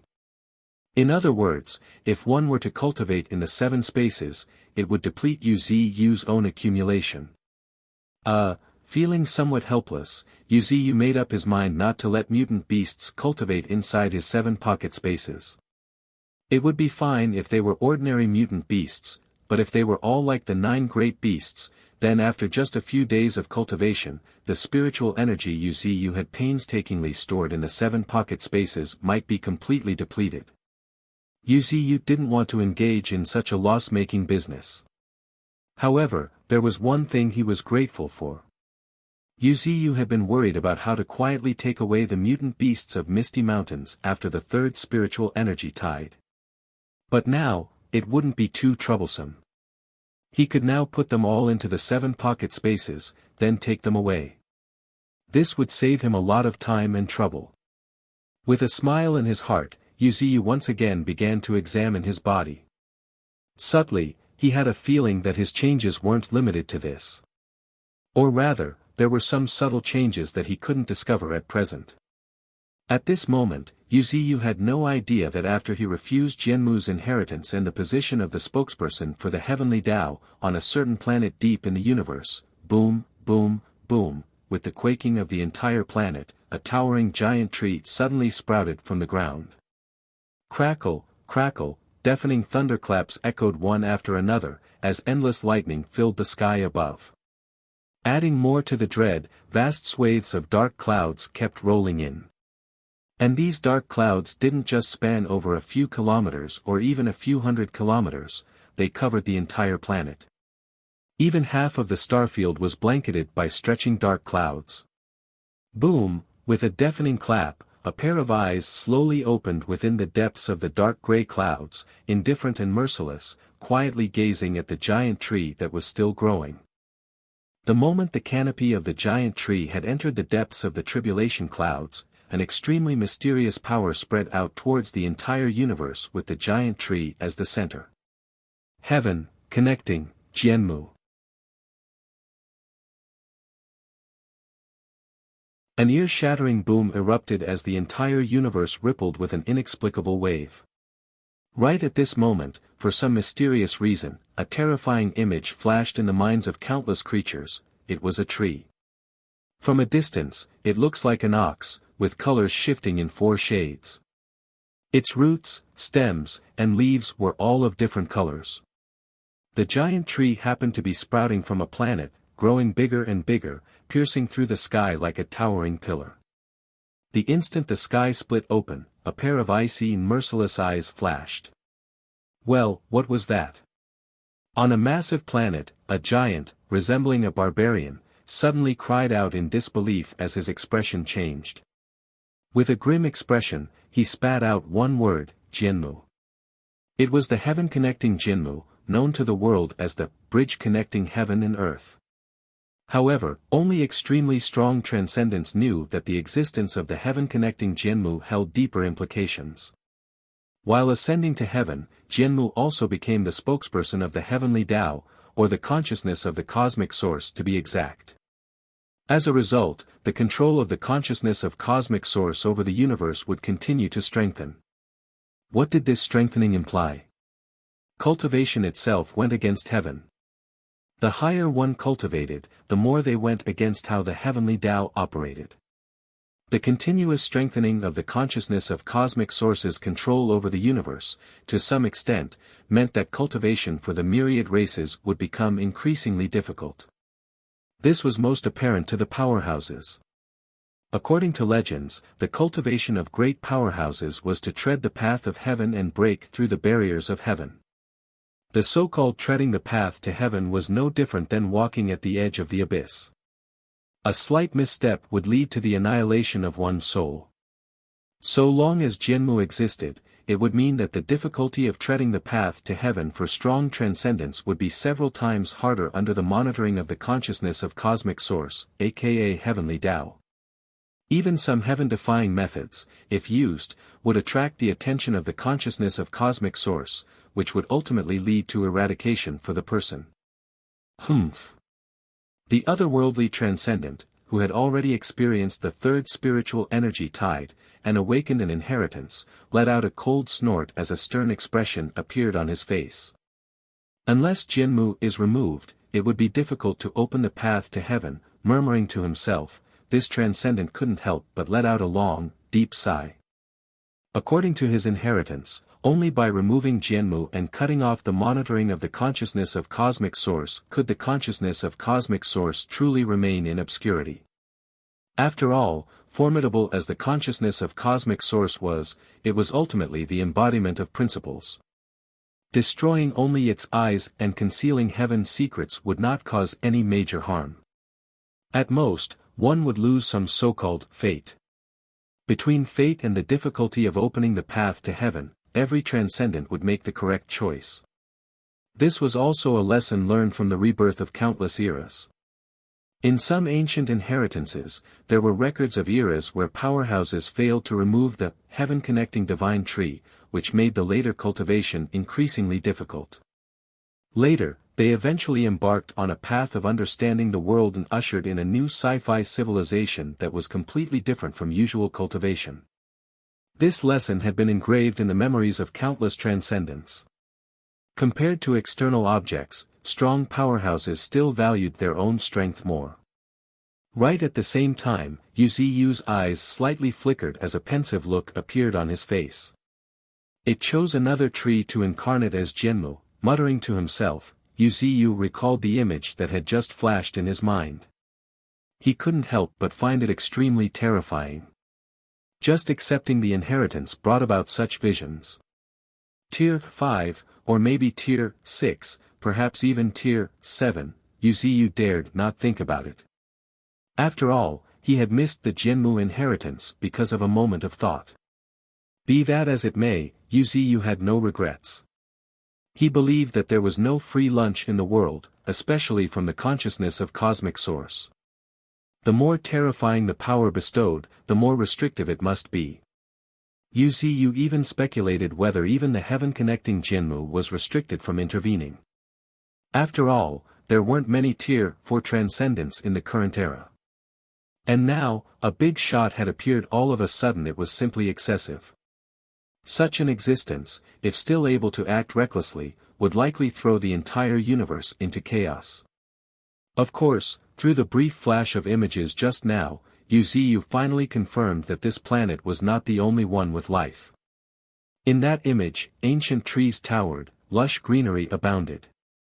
At a glance, it was a vibrant world. It seems that this world is becoming more and more interesting. With a chuckle, a look of anticipation appeared on Yu's face. At first, I had some doubts. But now, it seems that the waters of this universe are deeper than imagined. In the future, there might even be wars that traverse the void. Even so, the most important thing right now is to get this planet under control. Yu didn't want to find himself unable to defeat other planets with life in the future. That would be a big problem. As a matter of fact, that was a well-known dark forest hypothesis regarding the survival in the universe among humans. According to it, the universe is a dark forest, and every civilization is like a hunter with a gun, stealthily prowling among the trees, gently pushing aside obstructing branches, trying their best not to make a sound with their footsteps. The hunter must be cautious, because there are other hunters lurking everywhere in the forest, and if the hunter finds other life forms, the only thing the hunter could do is shoot to eliminate them. In this forest, others are hell, an everlasting threat. Furthermore, any life that reveals its existence would be eradicated. This was the dark forest hypothesis. Yu very much agreed with this dark forest hypothesis. The people of a different race or ethnicity cannot be fully trusted. In the absence of a true ruler to command the universe, war was inevitable. Yu even suspected that he would eventually have to confront the heaven-connecting Jianmu in battle. All unknown existences in the universe are treated as enemies. In a somewhat cold voice, Yu made a decision in his heart. Master, suddenly a call interrupted Yu's contemplation. Looking in the direction of the source, Yu saw a golden monkey standing quietly in front of him. He was still the same as he always had been. Except that his fur was even more brilliant and dazzling, shining like gold, and his eyes were even more profound and vast like the starry sky. What is it? Yu softly asked. He too was curious as to why Golden Monkey, after awakening, did not choose to stabilize himself but instead came to him actively. Master, the appearance of the heaven-connecting Jianmu is no small matter. If one is careless, even the path to heaven will be blocked by it. As he spoke, Golden Monkey's eyes narrowed slightly, and he conveyed in detail some ancient inheritance regarding the heaven-connecting Jianmu, and the path to heaven, breaking through the barriers of heavens to Wuxia. It was no small matter. It concerned all races. The lessons learned from the cycle of one era after another, the blood and tears paid were enough to deeply imprint them in every ancient inheritance. Wuxia couldn't help but narrow his eyes slightly after listening intently to Golden Monkey's description. Even the corners of his mouth couldn't help but twitch. Heck, that was really close. Feeling relieved, Wuxia was also impressed with his own wisdom. I'm glad I didn't accept the inheritance of Jianmu. It's too terrifying. Even with the help of the consciousness of cosmic source, to be an enemy of all races would still mean being vastly outnumbered. Moreover, it might also entail all sorts of restrictions. To put it nicely, Jianmu is the spokesperson for the consciousness of cosmic source. And to put it bluntly, it's just a target pushed out by the consciousness of cosmic source. From what I know, the consciousness of cosmic source itself did not seem to have any intelligence, it seemed to merely follow certain principles. The one who'll suffer would naturally be the inheritor of Jianmu. However, on second thought, Wuxia did not feel sorry for the inheritor of Jianmu. After all, as a tree himself, Wuxia clearly understood how difficult cultivation was for beings like them. Without Jianmu's inheritance, the tree that became the heaven-connecting Jianmu might never have touched Tier 5 and Tier 6 in its lifetime. After all, Wuxia was the first to receive the inheritance, which proved that he was at least among the top trees. In fact, he might have been the strongest tree in the universe. Of course, that might have been true in the past. Now, the strongest was certainly Jianmu. Recalling the previous fleeting images, Wuxia's heart still couldn't stop trembling. The skies were torn apart, and the tribulation clouds alone covered half of a starfield. How terrifying must that be? If we were in the same starfield, I would probably have been overwhelmed just by the aura alone. Smiling in his heart, Wuxia shook his head. I'm overthinking it, that's not what I should be thinking about right now. At that moment, Golden Monkey's voice broke the silence. Master, what are your plans for the future? Before Golden Monkey could finish, Wuxia interrupted, the most important thing now is to strengthen ourselves. As for the future, let's wait and see. Yes, Master. A smile tugged at the corner of his lips as Golden Monkey understood Wuxia's intentions. Master is still as cautious as ever. However, that's the Master I know. Not arrogant, not impatient, just steady as empty tie. Only by following someone like him can the Spirit Monkey clan hope to rise to the pinnacle of the myriad races once more. Perhaps, a fiery glint flashed deep in his eyes as Golden Monkey bowed his head slowly. Now's not the time. As Master said, the most important thing today should be to focus on the present. With this thought, Golden Monkey suggested, Master, after I've finished digesting the Spirit Monkey's inheritance, I am willing to serve as an instructor in Misty Mountains, teaching some cultivation techniques. Hearing this, Wuxia's face lit up with joy. Great, that's great, laughing heartily, Wuxia candidly replied, with your guidance, the combat power of our Misty Mountains will surely rise to a whole new level. Wuxia wasn't just saying this out of courtesy. Only those who had frequently interacted with Golden Monkey would understand how deeply he concealed his abilities. While he might not possess the inheritances of 100 clans, he certainly had mastered the inheritance of dozens of them.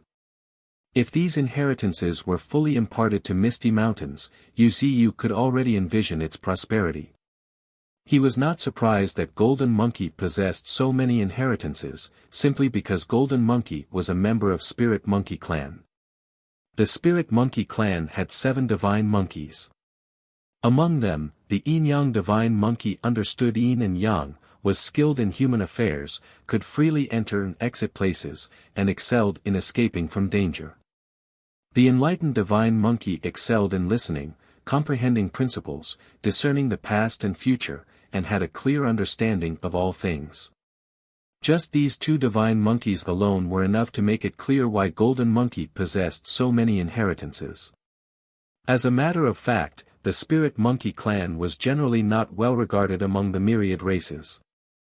If not for their vast powers, the Spirit Monkey clan would have been destroyed countless times by now. According to Nine Tails, even their most mysterious celestial fox lineage had once been visited by the renowned enlightened divine monkey. After Golden Monkey left, Wuxia glanced at the torn sky, from where endless nine-colored spiritual energy continued to pour out, a smile blooming on his lips. Good, that's it. With this seemingly endless nine-colored spiritual energy, Misty Mountain's undergoing a qualitative transformation is already set in stone.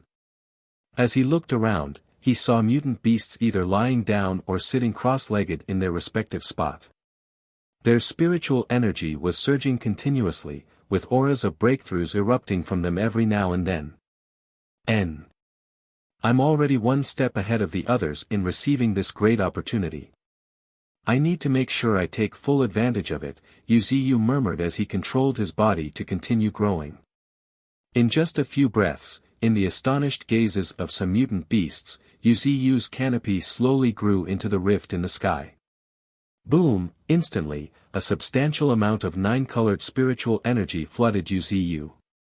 Then, his spiritual energy started climbing at an alarming pace. At the same time, 9 realms of heaven, open, with a loud shout, 7 different colored vortices opened inside the rift, followed by a terrifying suction erupting from each vortex, pulling in endless spiritual energy. For a moment, roars similar to crashing waves erupted from within the rift. Meanwhile, deep within the pocket of lightning, a severely wounded blonde girl, the Mermaid Queen, Elsa, trembled fiercely. Slowly opening her eyes, a 9-color ocean entered her sight. What's that? Elsa couldn't help but cry out in a weak voice her doubt as she felt the blood within her boiling. Since you saw it, it's yours. Consider it a gift, a voice suddenly rang in her ears. Immediately after, much to Elsa's shock and astonishment, she saw a slender figure bathing in lightning slowly appear. More importantly, the figure happened to be holding a glob of green sap in its hand. Without further words, the slender figure flicked its wrist, sending the green sap raining down on her. The moment the droplets of that green sap fell down on her body, Elsa felt her wounds healing at a speed visible to the naked eye. At the same time, the feeling of her blood boiling grew stronger. If you forcefully awaken in such a state, even if you survive, you'll be half dead. But now, a dark and dreary voice, carrying a hint of amusement, echoed in the pocket of lightning. You can attempt to awaken and even break through. Dropping these words, the figure slowly vanished. Unbeknownst to Elsa, a blood-red eye had quietly opened in the depths of space, focusing on her. Looking at her back, she appeared quite weak and feeble. Her face still happened to be pale. Even her blonde hair was a bit dull. Yet, it still couldn't hide her nobility and uniqueness. However, the unfortunate truth was that this noble mermaid queen would never know she was just a guinea pig, a small experiment orchestrated by Wuxia. Wuxia very much wanted to know if the mermaid queen could break through and summon tribulation clouds in his pocket of lightning. He also wanted to understand what exactly the so-called bloodline awakening entailed.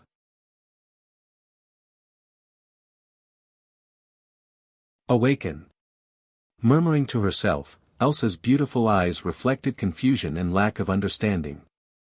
She failed to understand who that figure was, nor why she needed to awaken. However, a moment later, as if sensing something, she couldn't help but furrow her brow. A force seemed to surge from deep within her blood, making her body difficult to control. Her blood felt as if it was burning, and scenes flashed in her mind. At the same time, Wuxia also witnessed it. Asterisk boom. Asterisk with a resounding boom, Elsa's entire body began to slowly rise. Crackle, crackle, at the same time, bolts of flickering lightning started gathering above Elsa's head. What was even more amazing was that an ocean had manifested around Elsa. Everything within a 1,000-meter radius had transformed into seawater. Its deep blue color was flawless, and couldn't be seen through at a glance, as if it was surging with some mystical power. At this moment, a golden fish tail flicked through the water, creating waves through the ocean with a loud and crisp splash. However, if one looked closely at the waves, they would find scenes after scenes playing within the waves. In one of the scenes was an ancient altar, with countless mere people seemingly praying around it. Another scene showed a vaguely discernible yet extremely enchanting mermaid dancing in a crystal palace.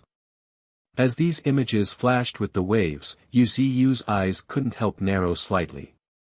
So this is awakening, muttering to himself, Yu's lips curled into a slight smile.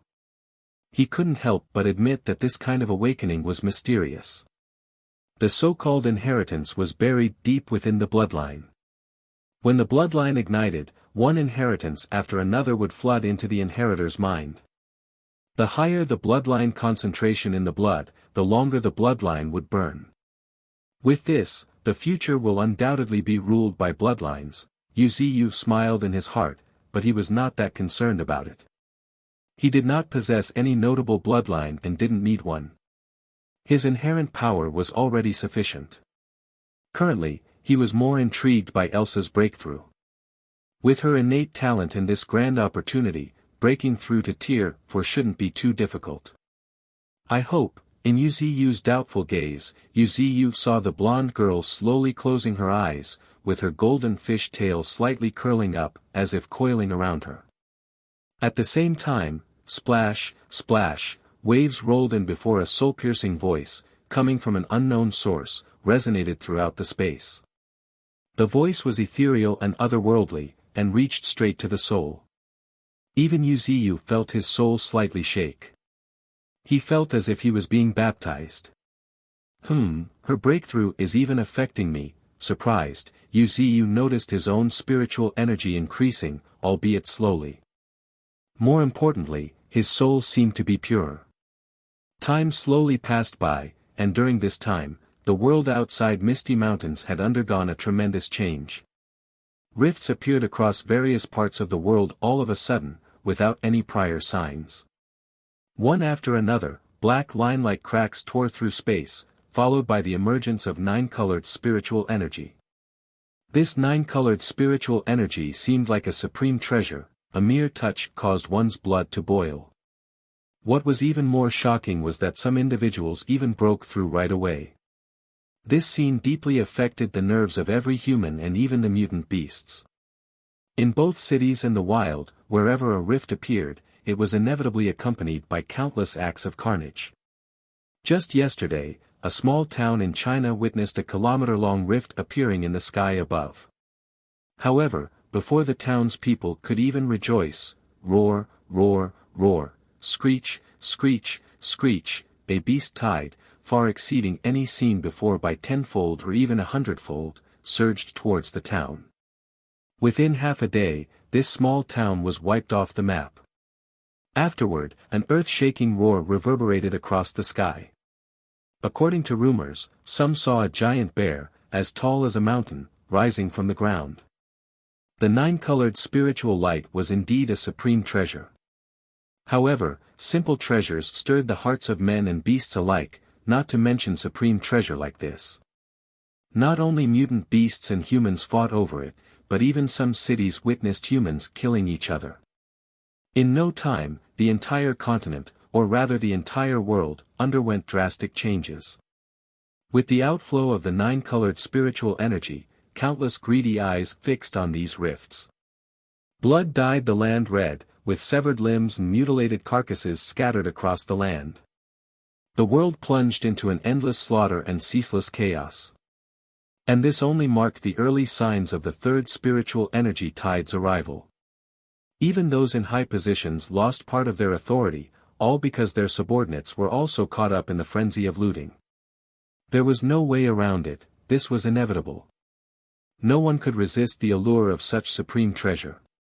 For instance, in America, a 17 to 18-year-old beggar, living in a slum in a broken house, ascended to Tier 3 overnight because a rift appeared in his house. This event truly stimulated the nerves of every human being. It was hard to imagine and even harder to believe. Nevertheless, riots were inevitable, simply because no one knew where these rifts would appear. It might appear in the sky, at the foot of a mountain, in the lighthouse of some city, or even inside a school. The denser the population was, the fiercer and more tragic the battles were. Of course, this describes the lower strata of society. In the higher echelons, powerful individuals who had already reached the top each occupied a rift, choosing to cultivate for the last time. Boom, boom, boom, all over the world, auras of breakthroughs erupted one after another. In some places, the sky was blanketed by tribulation clouds. Deep within the United States of America, Rohar, accompanied by a deafening roar that seemed to come from ancient times, the guardian of America, Monster Zero, had massive tribulation clouds gathering over its head.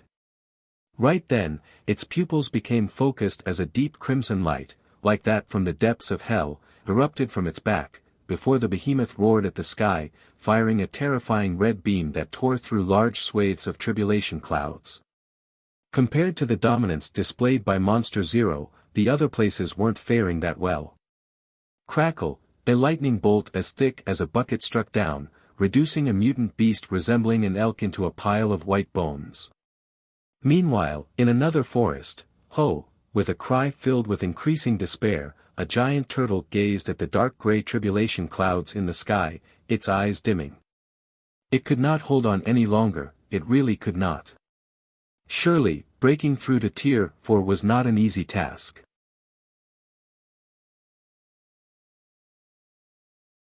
The third spiritual energy tide came so suddenly that most beings did not have time to react. However, upon seeing the nine-colored spiritual energy emerging from the void, countless beings were immediately reminded of the great opportunities brought by the second spiritual energy tide. During the second tide, the five-colored spiritual energy seeped from the earth, painting the world in myriad colors. No one could forget it, nor did anyone dare to. This is the spiritual energy tide, the spiritual energy tide, with excited shouts echoing, figures from the heart of China shot forth, one after another. At the same time, a figure seated on a throne could not help but have his pupils constrict as a rare smile appeared on its face. Great, that's great, this is my great opportunity. Dropping these words, the figure slapped the armrest before an illusory golden dragon soared into the sky from the heart of China's capital with a thunderous explosion, shocking countless humans. Immediately after, Rohar, a thunderous dragon roar shook the sky, as numerous human powerhouses realized that the illusory golden dragon was actually transformed from a human. The figure's face showed the signs of age, and exuded a majesty that carried an aura of extraordinariness. His eyes were deep and unfathomable like an ancient pool. Mr. President, countless humans couldn't help but exclaim, dumbstruck. Clearly, the power displayed by the President of China had shocked everyone. However, at this point, the President of China had no scruples about this. In the face of such great opportunities, a second of delay was tantamount to wasting the opportunity. With this in mind, his body turned into a golden streak, surging towards the depths of the rift. The nine-colored spiritual energy was like an ocean. The pressure alone inside was something that an ordinary Tier 3 could not bear. Yet, this figure was boldly rushing in. Finally, the time has come, with a light chuckle, a slender figure holding a long sword at the palace gate curled the corners of his lips into a smile. They had waited too long for this day. As long as one had stepped into Tier 4, others would ultimately be no different than ants. The so-called fruit of cultivation was extremely hard to truly exhibit without stepping into Tier 4. Now, the real opportunity had finally arrived. Ha! Exhaling a long, deep breath, the figure who had been guarding the President of China for years turned into a streaking sword, shooting straight into the depths of the rift. Meanwhile, in a mysterious corner of the continent, there stood a pitch-black mountain range with peaks as sharp as blades. In there, standing silently at the peak yet hidden in the mist, lay a very extraordinary palace. "You're here." With a light chuckle, the 7 kings of the most notorious organization on the continent, the Dark Council, slowly stood up. As a matter of fact, the title of the 7 kings was self-proclaimed by the Dark Council. Throughout the continent, both humans and some mutant beasts called them Demon Kings. They were neither humans nor beasts, they were truly a different species. The next moment, crack, the sky trembled slightly, and then, to the delighted eyes of the 7 kings of the Dark Council, a rift several hundred meters long slowly appeared. Hey, grinning, a handsome young man with silver hair and a moon symbol on his forehead, took a light step forward. He was none other than Zhang Feng, the Silver Moon Demon King, and a close confidant of Ling Er. Accompanying him was a handsome young man with blonde hair, who looked like a noble. He was Carrie, the Vampire King and Deputy Chairman of the Dark Council, and similarly, Ling Er's right-hand man. The two of them, standing side by side, exchanged a smile before launching themselves towards the rift, transforming into a streak of light. Seeing this, the other Demon Kings could not help but shake their heads in resignation, before finding a corner near the rift and beginning their cultivation. Compared to Zhang Feng and Carrie, the other Demon Kings were clearly less powerful. Of course, from another perspective, Zhang Feng and Carrie were too formidable.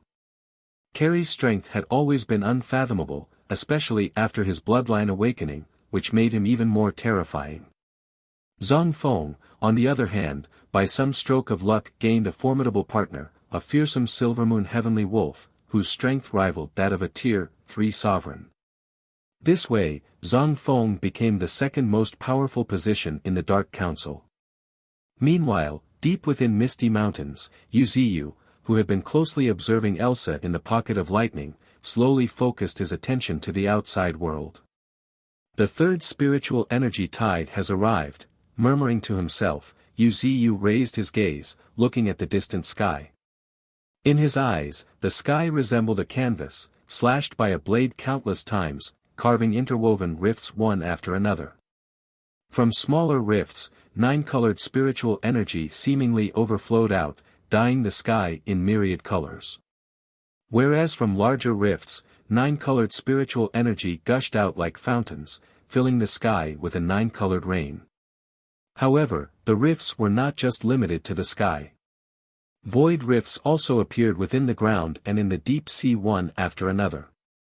The entire world seemed like a shattered glass ball with 9-colored tides of spiritual energy tide engulfing the world like an ocean. However, amidst this upheaval, while countless beings were reveling in breakthroughs and awakenings, few noticed that the world itself was evolving towards an unknown future. The sky rose higher, the earth grew thicker and deeper, and the deep blue sea became more unfathomable. The world, or rather, the entire planet, was expanding continuously. It was expanding at a terrifying speed, seemingly to support the more powerful life forms. However, it was not surprising either. If the world didn't keep up with the evolution of its inhabitants, just Wuxia alone could potentially destroy the planet. Am I imagining things? Murmuring, a trace of confusion appeared on Wuxia's face. For some unknown reason, he had a feeling that his connection to the world was deepening. It was an indescribable feeling. If he had previously been rooted in the earth, he now felt rooted in the world, in this very planet. With the planet's evolution, Wuxia felt his connection with it deepening even further. Could it be? As if realizing something, Wuxia looked sharply at his roots. To his surprise, the roots buried deep in the earth seemed to be merging with the land itself, becoming part of the earth. At the same time, more abundant spiritual energy was continuously flowing into Wuxia's body.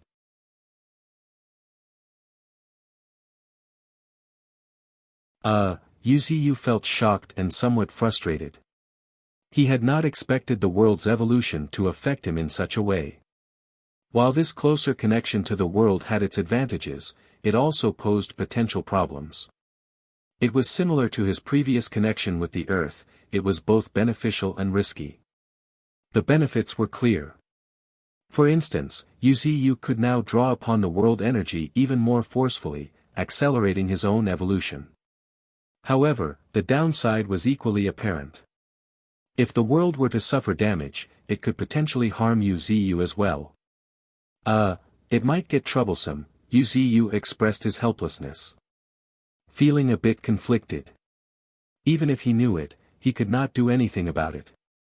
Except for the cosmic root that could anchor itself in the void space, all his other roots were firmly planted in the ground. His tight connection to the earth meant he could only watch these changes unfold. If possible, I must eventually detach from this world and root myself in the void space. Sighing in his heart, Wuxia made up his mind. This was crucial for his survival, leaving no room for negligence. Transitioning from being rooted in the earth to being rooted in the planet, and eventually to rooting himself in the void space or even deeper into chaos, was an evolution in itself. It was a visible form of evolution. It also meant that Wuxia's hierarchy of life would continue to transform until it was beyond the reach of ordinary people. Currently, the drawbacks of being rooted in a planet have been made apparent. If a future battle were to severely damage the planet, Wuxia could be in significant trouble. Therefore, he was eager to root himself in the void space, the only place that would not constrain him. As for rooting himself in chaos or the river of time, those were mystical concepts Wuxia didn't dare to even think about. It was something beyond his current reach and comprehension. He was not yet in a position to even consider such possibilities. With a wry smile, Wuxia didn't hesitate to increase the absorption rate of his roots. Boom, boom, boom, as the ground silently trembled, countless streams of energy flowed through the roots into Wuxia's body. At this moment, the most affected area was Wuxia's pocket of earth. Visible to the naked eye, the vast expanse of yellow earth in the pocket of earth started expanding at an incredible rate. At the same time, the phantom of a tree rooted in the center of the pocket of earth also grew clearer. At this moment, while everything was immersed in evolution, somewhere in the deep sea, Rohar, a furious roar echoed as a massive black flood dragon, stretching over several hundred meters, slowly opened his eyes. At a closer look, a fire of indescribable madness and fury happened to be burning in the depths of those eyes. He had missed it, truly missed it. At the advent of the third spiritual energy tide, when his bloodline started burning, his severe injuries forced him to abandon his chance at awakening. Instead, he used the nine-colored spiritual energy to heal. And by the time his injuries were fully healed, the burning of his bloodline had nearly ended. At that point, immersing himself in his consciousness yielded only sparse remnants of his legacy. Damn that purple python! I will kill you! Kill you. Roaring in extreme fury, the black flood dragon's cries echoed through the depths of the sea, filled with rage and hatred. His anger reached an apex, driving him to the brink of madness. It's all because of that damn purple python. I was severely injured by it, which ultimately made me miss this great opportunity. Ha! His breathing grew heavier as two white mist fumed out of his nostrils, freezing the ocean. His intense killing intent became almost tangible. However, the next moment, the black flood dragon clenched his dragon-like claws growing from his abdomen, his face filled with unwillingness. He had no idea where the purple python came from. He had no idea where the purple python was. Damn it! Gnashing his teeth, the black flood dragon was livid, his face becoming increasingly ferocious. Just then, as if struck by a thought, his eyes suddenly turned cold. The purple python may have escaped, but what about that freaking tree monster and those cunning humans who ambushed me? Mumbling in a cold voice, the black flood dragon's spiritual energy surged. Boom! The sudden surge of terrifying energy caused the entire sea to tremble. At the same time, the pupils of many powerful beings in the nearby sea region contracted, simply because the sudden eruption of spiritual energy had reached 40 to 50 million. The spiritual energy had reached such a terrifying level that the subsequent pressure spread in the course made everyone feel suffocated. How is this possible? The Flood Dragon King might be strong, but he had only just broken through just before the third spiritual energy tide. How could he possess such immense spiritual energy? Not just other powerful denizens of the deep sea, even other sea kings could not believe it. Clearly, this defied common sense. What no one knew was that breaking through to Tier 4 before the third spiritual energy tide was vastly different from breaking through after it. Besides, the rate at which a Tier 4 absorbed 9-colored spiritual energy was on a completely different level from that of a Tier 3.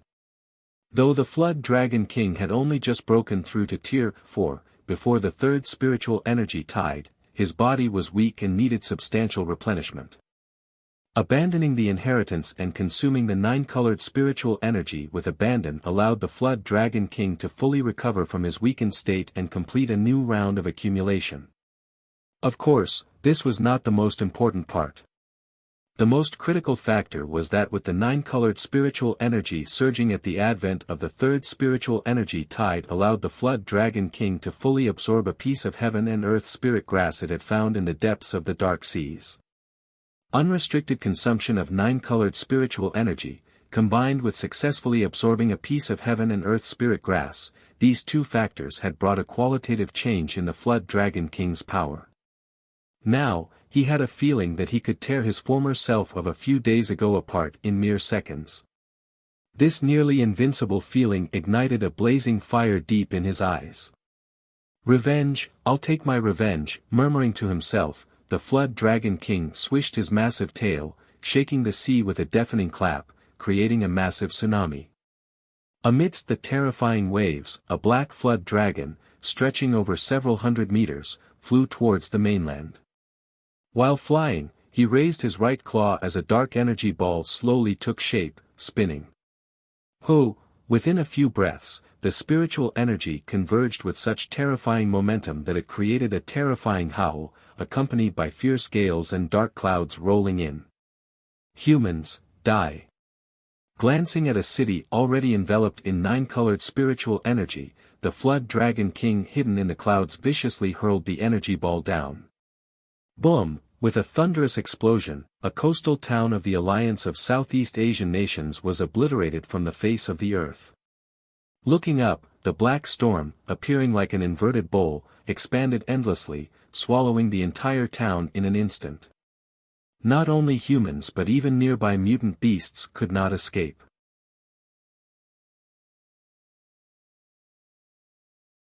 My God, what on earth is that? Are you kidding me? Is this the end of the world?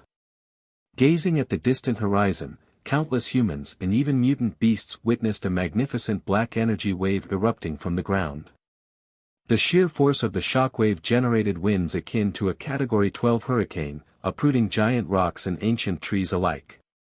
At the sight of this, not to mention ordinary superhumans, even Tier 2 and Tier 3 superhuman couldn't help but have their pupils contract to pin needles. Swoosh, swoosh, swoosh, amidst endless swooshing sounds, the entire ASEAN and even half of China were alarmed. The powerful spiritual energy fluctuations were impossible to ignore. Even those in the midst of breakthroughs or awakenings were compelled to awaken because, at the moment of the explosion, an overwhelming sense of dread arose within them, a crisis so intense that it made goosebumps explode all over their bodies, and their hearts pound loudly. At the same time, in the depths of misty mountains, within the void rift. I can't believe it. He's coming out of the deep sea at this hour, murmuring to himself. Wuxia gazed southward thoughtfully. The Flood Dragon King was one of the 7 sea kings of the deep sea, and was also the second known individual to break through to Tier 4 before the third spiritual energy tide. If not for Wuxia, he would have been reigning the current era. However, using careful planning and relying on his unfathomable strength, Wuxia had personally taken action, and severely injured him during his breakthrough.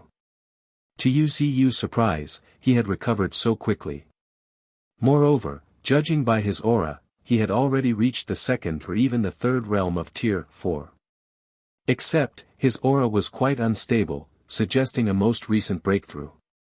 Judging by his current direction, it seems he's heading towards me. Misty Mountains, feeling a bit puzzled, Yu's expression turned peculiar. Could it be that this guy discovered that the purple python is actually me? That doesn't seem likely. With Yu's methods, even if the Flood Dragon King had just broken through, he would not have noticed. Even now, when both were at Tier 4, the Flood Dragon King could not have noticed it was his doing. Even back then, Yu and the Flood Dragon King were at completely different levels back then. And now, the gap has only grown bigger. Speaking of which, Yu's accumulation alone had pushed his spiritual energy to 90 million recently. And this wasn't an exaggerated figure. As a life form that had long broken through to Tier 4, Yu had been meticulously preparing for the third spiritual energy tide. His preparations were thorough. Within just a few days, relying on his canopy, which covered an area equivalent to several cities, he endlessly devoured the nine-colored spiritual energy. The speed at which a Tier 4 transcendent absorbed spiritual energy was beyond comparison. Moreover, as a plant, Yu had an innate advantage in absorbing spiritual energy was significant. Additionally, his body that had been strengthened by evolution points had already far superior to his counterparts. This kind of far superiority extended not just to his physical strength but also to the absorption of spiritual energy. With such continuous accumulation, Yu completed the final round of spiritual energy accumulation for Tier 4 in just 3 days. As a matter of fact, when Elsa broke through, her mermaid song echoed throughout the pocket of lightning during her breakthrough, providing Yu with a spiritual baptism. This baptism could be called crucial, but was not as well, as Yu's profound foundation meant that the qualitative transformation of his soul was just a matter of a few days. Her mermaid song served more of a catalyst, hastening Yu's final spiritual transformation. What did this mean? Grinning, Yu, seated at the top of his canopy, felt his form woven from countless roots stir with anticipation. As spiritual energy and spirit came in contact with each other, they seemed to resonate, causing an indescribable force to surge within Yu. Boom, boom, boom, in the depths of the void fissure, thunderous sounds instantly started echoing. Even more astonishing, the vast sea of nine-colored spiritual energy that engulfed the entire canopy began to swirl into a massive vortex. At the center of this vortex was Yu's immense body. Devouring, like a ravenous beast, endlessly consuming the boundless spiritual energy. However, unfortunately, this enormous vortex, spanning half a continent, remained unseen by anyone. Otherwise, everyone would realize a very terrifying fact. Of course, Yu had intentionally hidden this. Times were different now, having a few trump cards was quintessential. The arrival of the third spiritual energy tide had awakened numerous famous races from the previous era, creating countless prodigies. Even though Yu was confident, it was prudent to keep some secrets. It was not just true for enemies, but also for the beasts of Misty Mountains. Yu would hide his full capabilities even from them if necessary. Therefore, for this breakthrough, Yu chose a remote void fissure. At this moment, if someone were to look along Yu's enormous trunk, they would undoubtedly discover that it reached a height of 10,000 meters, extending further into the void beyond, reaching an end 10,000 meters away. And the void fissure into which Yu's body merged was webbed shut by countless branches, sealing off both vision and aura. In other words, no one knew about Yu's breakthrough, nor could anyone detect it. Exhaling deeply, Yu paid no attention to the Flood Dragon King's approach. Judging by his dilly-dallying and his occasional stops to destroy towns and cities that came into his sight, he was bound to be intercepted by superhumans. Even at the fastest, it would take him half a day to reach Misty Mountains. Half a day was more than enough for Yu to complete his breakthrough. With this in mind, Yu focused his attention on his body, ready to finalize the breakthrough. Tier 4, known as the natural disaster class, signifies a qualitative change in the hierarchy of life itself, enough to establish an ecosystem with oneself at the apex. The cultivation at the Tier 4 involves two aspects, the accumulation of spiritual energy and the breakthrough of psychic strength, achieving a qualitative transformation of one's very being. If cultivation before Tier 4 was about spiritual energy and adapting spiritual energy to the body, then Tier 4 is about integrating spiritual energy with the body, making them indistinguishable. Every movement unleashes immense power, embodying calamity. Considering this, cultivation at Tier 5 likely focuses on the soul. However, since the soul is the most mysterious and hardest to cultivate, it would be better to merge spiritual energy and psychic power, achieving a resonant frequency. This way, through the cultivation of spiritual energy, one could significantly drive the growth of the soul. Amidst murmuring, Wuxia's understanding of Tier 4 and even Tier 5 became clearer. Vaguely, Wuxia even had a glimpse of a path to Tier 6.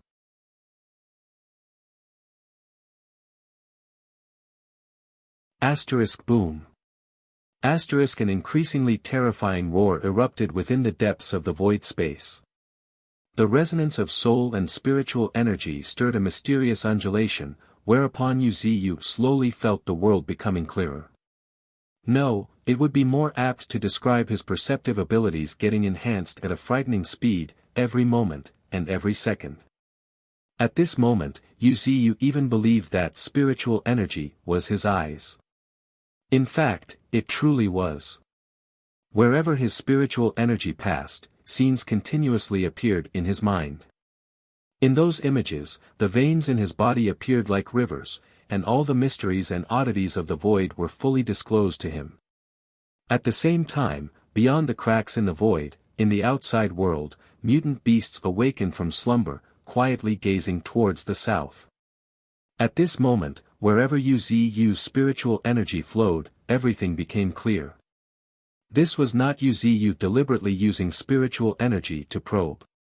It was something as natural as breathing. In a trance, his psychic power and spiritual energy became indistinguishable.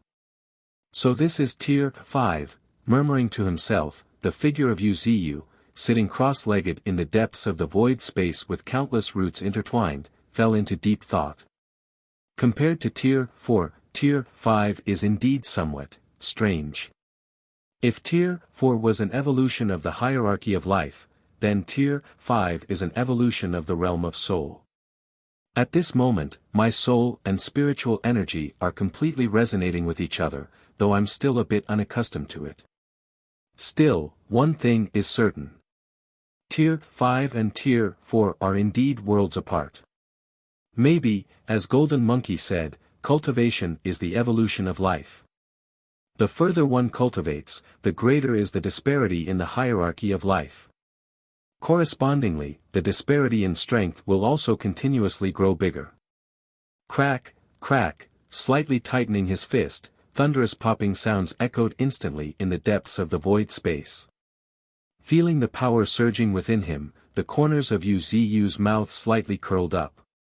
With the resonance of soul and spiritual energy, every bit of Wuxia's spiritual energy could now explode with double or even triple the force of its former strength. Thinking of this, Wuxia raised his right hand, and a wisp of emerald green spiritual energy slowly rose from his fingertip before he flicked it away.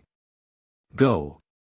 As he shouted, the wisp of spiritual energy suddenly turned into a streak of lightning, shooting towards the depths of the void space thousands of meters away. The next moment, boom, a thunderous explosion reverberated through the void space as the resulting shockwave stirred the sea of nine-colored spiritual energy. And this was a Tier 5 transcendent. The same spiritual energy, compared to Tier 4, has several times the destructive power, making a simple evaluation, Wuxia's eyes slightly narrowed. This is just the most basic application. If I were to use the spiritual energy to execute an offensive or defensive ability or even divine ability, I'm afraid the destructive power would increase by tens of times. Now, Wuxia felt he could easily destroy a greater half of the continent. Yuziyu let out a long, deep breath, feeling completely satisfied. I'll be damned, this is too strong. Although there was still much he didn't understand, his current strength was enough to satisfy him. Of course, rather than this kind of self-testing of his strength, Yuziyu preferred another method. With a grin, Yuziyu looked at his status screen. Race, Mutant Willow Tree Rank, Tier 5 Transcendent Evolution Points, 40 million, can be obtained by absorbing unknown energy and refining under the sunlight, or by preying on other animals, even plants, and extracting from them. Innate Talent, Everlasting Life, Level 4, Spiritual Energy never dries up, vitality never ceases. Seeds of Life, Level 4, you can now use your spiritual energy to nurture seeds. It utilizes one's spiritual energy as the source of life to give birth to seeds. These seeds can grow into trees at such astonishing speed that a vast, ancient forest can be created within moments. Instant, unsealed, it blooms and withers in instant. Fleeting moment flower, as dazzling and eternal as fireworks, can freeze time in an instant, but the corresponding consumption of spiritual energy is equally terrifying. Absolute Evolution. Mastery of Lightning, Level 4, as a branch of elemental energy, the host can draw lightning and freely control it for defense, attack, or even shape his own attack to his own will. Unique Abilities, Mutant Branch, Level 4. Mutant Roots, Level 4. Spiritual Field, Level 4. Mastery of Mist, Level 4. Hallucinogen, Level 4. River of Earth, Level 4. Flying Willow Leaf Blade, Level 4. Blood Covenant, Level 4. Blizzard, Level 4, you can manipulate wind and snow and wind your own power, thus affecting weather around you, creating an intense and harsh winter. When a howling wind carries snowflakes pouring down, there is only one possibility, it will strike again.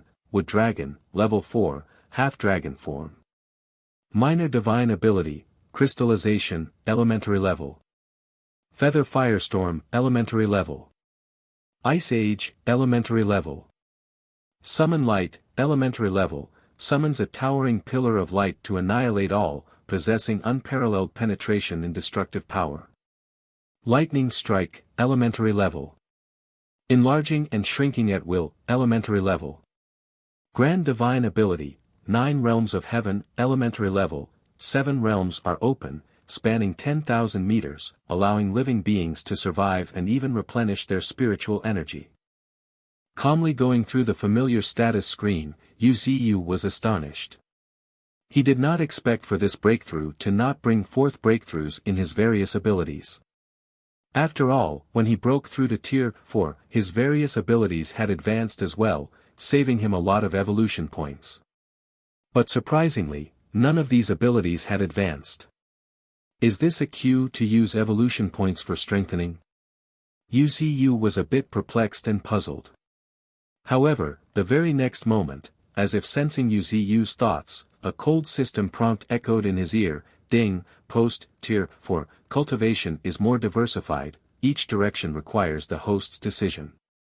Ding, whether to evolve into a world tree that sustains all things and supporting an entire world, or a stellar tree that covers the sky and refines stars in the universe, or an unprecedented divine tree, it all depends on the host. Upon hearing this, realization also dawned upon Yuziyu. So that's how it is. It requires a choice. However, it was not surprising either. As one grew stronger, choosing a direction they wanted to thread became a necessity. The system was ultimately an aid, all decisions must be made by Yuziyu himself. Just at this moment, boom, with a thunderous shock, more information flooded into Yuziyu's mind. This information seemed to come from the system. The volume of information was not large, but it was extremely crucial for Yuziyu. Among them, one piece of information made Yuziyu's eyes narrow. Innate talents are not necessarily better in greater numbers. Focusing on those that can make one a hegemon faster. If the innate talent everlasting life reaches its peak, one could become an immortal tree, immortal and eternal. If the innate talent, seed of vitality, reaches its peak, one could become a world tree, capable of nurturing an entire world by itself. If the innate talent, mastery of lightning, reaches its peak, one could become an immortal lightning tree with lightning in its control, and reigning over the world. If the innate talent, instant, reaches its peak, one could stand on the banks of the river of time, existing forever. If the innate talent, absolute evolution, reaches its peak, one could gain the title of Vientian, all-encompassing, establishing oneself in the world, embodying myriad divine trees.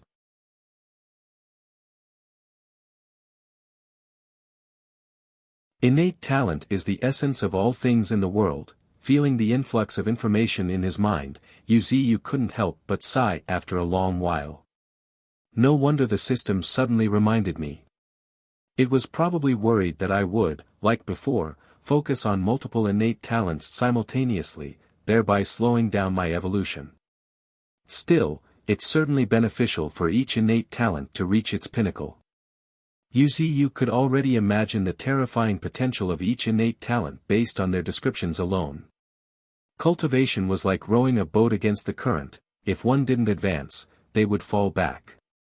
If he were to focus on advancing 4 innate talents, the resources required would likely be several to dozens of times more than those needed for others at the same tier, undoubtedly slowing his evolutionary pace.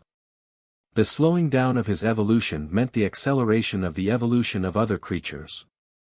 Therefore, Wuxia had to make a choice at this point.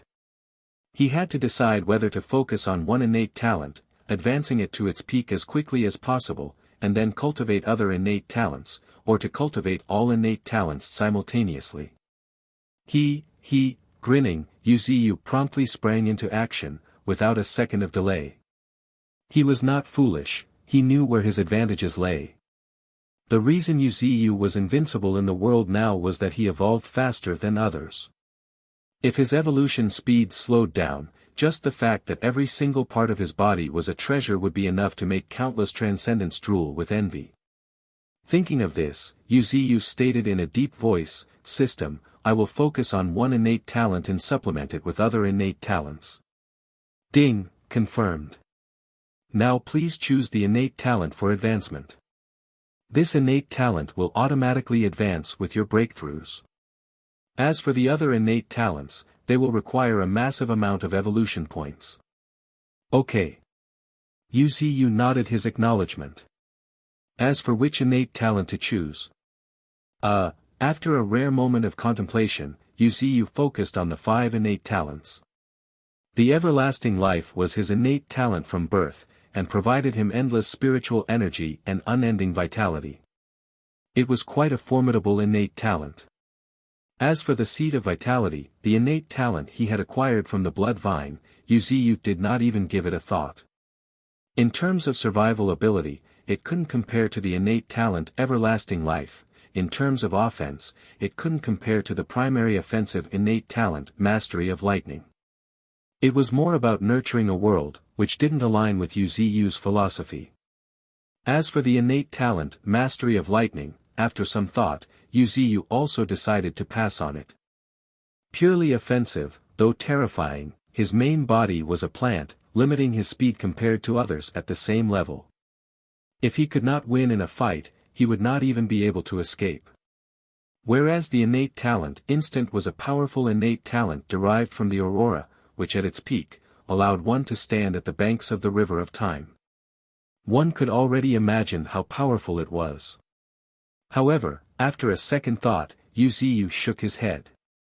While this innate talent was quite terrifying, Wuxia had never used it. It should be said that this innate talent was fully unraveled after Wuxia had broken through to Tier 5. Since choosing the innate talent to focus on was related to Wuxia's path of cultivation, how could he choose an innate talent he was not even familiar with? And finally, the innate talent absolute evolution was too mysterious and eerie, leaving Wuxia hesitant. Heaving a sigh, Wuxia stated directly, "I choose the one I know best. Innate talent, everlasting life. This is the innate talent I was born with. Moreover, the direction of cultivation is also towards the immortal tree, which should provide me with sufficient survival capabilities and flexibility. Ding, please confirm that the innate talent you have chosen is everlasting life. Yes, Wuxia confirmed without a moment of hesitation. Among the various talents, the best choice currently is the innate talent, everlasting life. There's no doubt about that. Although it's regretful to leave behind the other innate talents, it's not like there won't be another opportunity to raise them. Once I've accumulated enough evolution points, I can slowly enhance them later. Considering this, choosing the most reliable path of evolution makes the most sense. Shortly after Wuxia confirmed his choice, boom, with a thunderous roar, Wuxia's main body trembled violently. Immediately, a mysterious force began to flow within him, a force that couldn't be described with words alone. It was warm and majestic, like a mother's embrace. At the same time, Wuxia's status screen started to change under the influence of this force. No, it was not just changing. Rather, a new, small panel had been added next to it, a very small panel. Race, Immortal Tree. Innate Talent, Everlasting Life, Level 5, upon reaching Level 7, you can condense the essence of vitality, and then it will be immortal and indestructible. Even a single drop of spirit essence would be able to bring a person from death, and bestow him or her a long life. Currently, even if reduced to a single branch, you can fully recover in an instant provided that there is sufficient spiritual energy. Derived ability, Endless Bite, extend a branch to attack the enemy. Even if the branch is severed, more branches can sprout from the cut, perpetuating the attack. Taking a deep look at this secondary screen, Wuxia's eyes couldn't help but narrow slightly.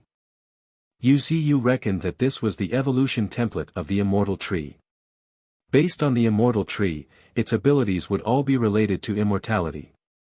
As for this Immortal Tree, it was not merely a mythological tree that granted immortality to others. Rather, it was a divine tree that was immortal and indestructible in essence.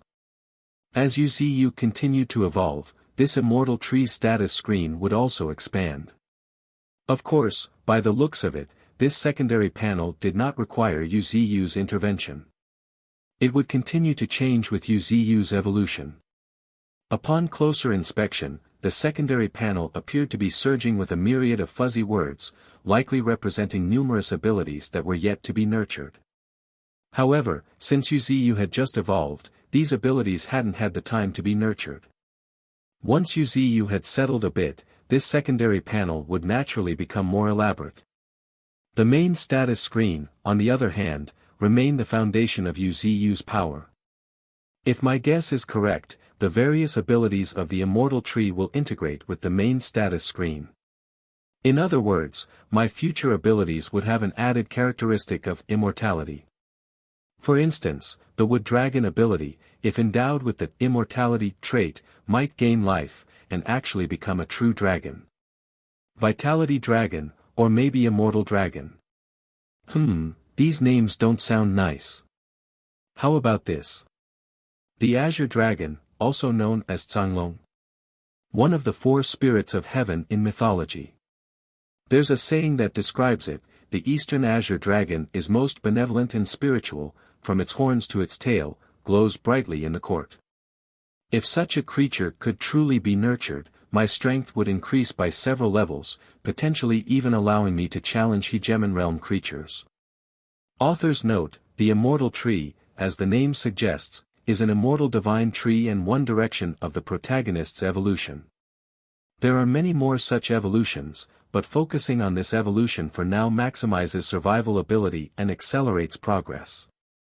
Templates like the Immortal Tree will evolve according to the plot. The World Tree, with abilities like the Seed of Vitality and 9 Realms of Heaven, represents another inevitable evolution.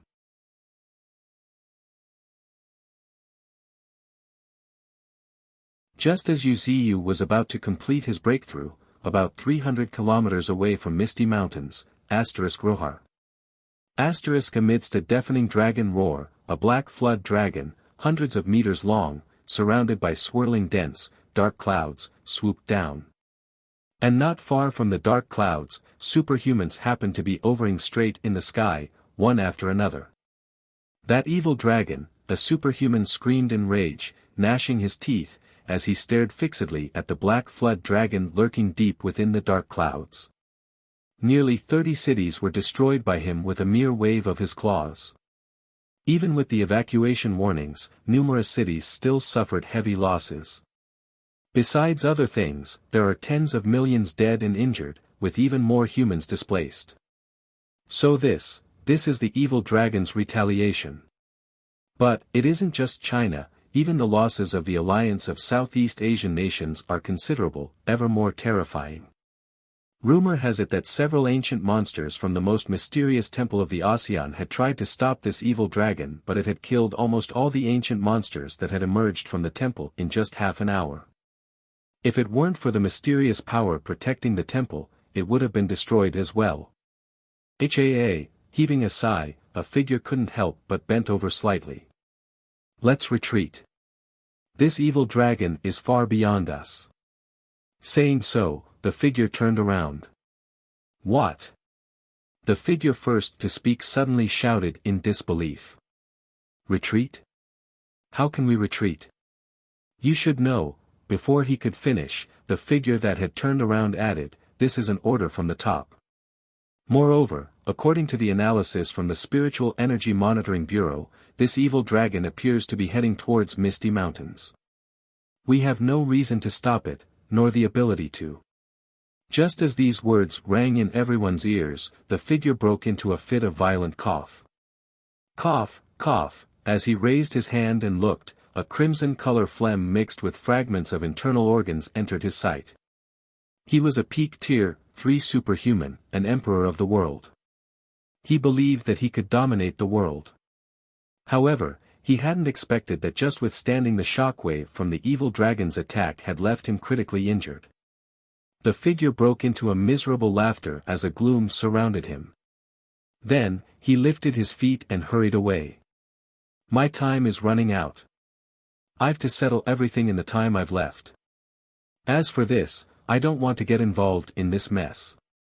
The terror of this evil dragon is far beyond what these superhumans who have just arrived can imagine. Roar! Another dragon roar reverberated across the sky as the dark clouds became even darker and denser, accompanied by countless thunderbolts tearing through the sky. For a moment, countless superhumans could only see occasional glimpses of a dragon within the dark clouds. It was pitch black in color, with scales gleaming ominously, emitting a peculiar gloom. Under the pale lightning, it appeared even more sinister. Humans, ye shall perish by my claws, a sudden shrill echoed through the sky as violent gales started blowing. Everyone promptly looked, and much to their horror, they saw 2 dragon claws reaching out from within the dark clouds, before coming to halt in mid-air, gathering massive black energy. Be careful. Run. Quickly, get away. Suddenly, chaotic shouts enhanced by spiritual energy drowned the clamor of the crowd, with one superhuman after another madly fleeing in all directions, wishing they had 2 extra legs. However, the very next moment, boom, accompanied by a thunderous explosion, a mushroom cloud like a nuclear explosion rose into the air as a terrifying black storm engulfed everything in its path, leveling mountains, uprooting countless trees. For a moment, the world under the dark clouds was filled with despair and destruction. It felt like doomsday had arrived. Hein, with a deep and contemptuous laugh, the Flood Dragon King glanced at the few figures occasionally escaping, paying them little attention. Stupid ants. I'll have fun with you after dealing with that tree monster. With that thought, the colossal black flood dragon flicked his tail, rushing towards Misty Mountains, carrying the rolling dark clouds. Right at that moment, unbeknownst to the flood dragon, shortly after its departure, a slender figure quietly appeared in the center of the battlefield. A light sigh escaped from the lips of a girl dressed in a white gown as she gazed blankly in the direction of the flood dragon's departure. She wanted to intervene, she really did. Except, she had no control over her power. More importantly, slowly raising her hand, the girl stared blankly at the patterns on her palm. Am I still human? She muttered to herself, puzzled. She was indeed puzzled. Since the dawn of the era of transcendence, countless humans began to awaken, and Snow was one of those awakened humans. However, Snow's awakening seemed different from others. Hers was an awakening of the mind domain, developing little by little, out of her control. Mind domain development, 1%. Mind domain development, 2%. At the same time, her power became more and more terrifying. In an accidental outburst, she killed her parents and even her siblings, which left a huge trauma on her. Since then, she had been wandering alone. Until now. Whether it was an illusion or not, she found that her memories of her family were becoming increasingly blurry, and even her guilt was gradually fading. In a trance, her emotions were fading away. Just now, seeing the flood dragon destroying cities, she hesitated whether to do something insignificant. Sighing, the girl took a deep look at the pitch-black sky before choosing to turn away. Since I've missed the best opportunity, I might as well leave. After all, this flood dragon will not pass today. There is no doubt about it. Though this evil dragon is strong, it's impossible for it to defeat the monster lurking in the depths of Misty Mountains. Only I know how terrifying that creature truly is. Snow's body couldn't help but tremble faintly. Her mind domain had already developed to 40%, and she could clearly feel the fear in every cell of her body. Every cell in her body was afraid and conveyed the emotion of fear to her brain. A creature even more terrifying than me, softly whispering, Snow tightened her trembling body but left without looking back. A short while after this. In Misty Mountains, where nine-colored spiritual energy was constantly flowing out of a massive crack in the sky, resembling a scar. Beneath the sky, Rohar, amidst the roars of dragons and tigers, beings far beyond human understanding stood solemnly, one after another. That guy is quite strong. Grinning, a gigantic tiger with wings spanning dozens of meters looked towards the horizon, where rolling dark clouds were sweeping in, its gaze burning with fervor. However, compared to White Tiger from before, the current White Tiger was quite different. Not only was he several times bigger, but more importantly, black stripes had inexplicably appeared on his body at some point. Those stripes seemed alive, constantly undulating on White Tiger's body, making him look even more eerie. After all, he's someone that had advanced to Tier 4 before the third spiritual energy tide. The depths of his spiritual energy is terrifying.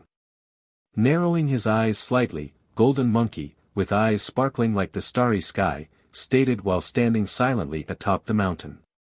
However, if one were to pay attention to his feet at this moment, they would undoubtedly notice the starlight-like radiance continuously weaving, outlining a complex pattern of thousands of meters on the ground.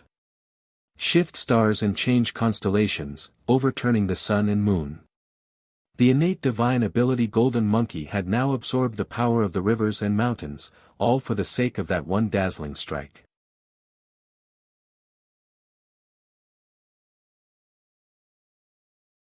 I can kill him, a sudden voice broke the silence, drawing the collective gazes of the assembled mutant beasts on a colossal figure resembling a mountain in the distance.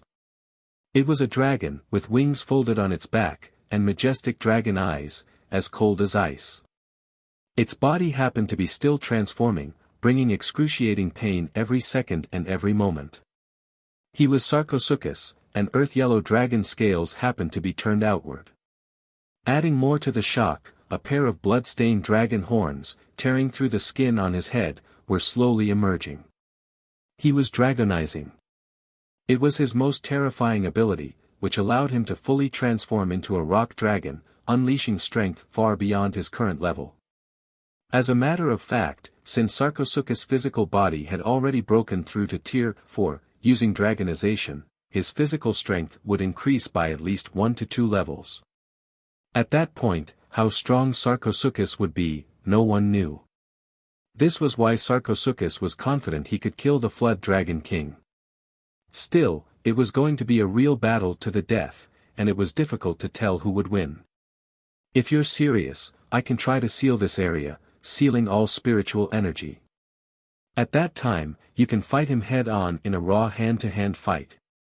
Lightly chuckling, a red fox approached, stepping over the waves of flames. As she walked, the sound of chains dragging could be heard continuously. At this moment, if one looked closely at Nine Tails, they would find countless illusory chains entwined around her. Vaguely, it felt as if she was sealed by the world itself. Sealing heaven and earth, Nine Tails' most terrifying innate talent, capable of sealing even the world itself. Sealing the spiritual energy of an area was naturally not difficult. A pure hand-to-hand fight, satisfied, a rare smile tugged at the corner of Sarcosuchus' mouth. If it was a hand-to-hand fight, with his physical body far surpassing his peers, Sarcosuchus was confident he could beat Flood Dragon King to death. However, at this moment, Rilhar, a sudden and high-pitched dragon roar reverberated through the world, prompting everyone to look outside Misty Mountains, where, much to the astonishment of numerous humans and some hidden mutant beasts, created a massive change in the environment. Rolling black clouds had obscured the sky, and bolts of lightning split the dark night sky.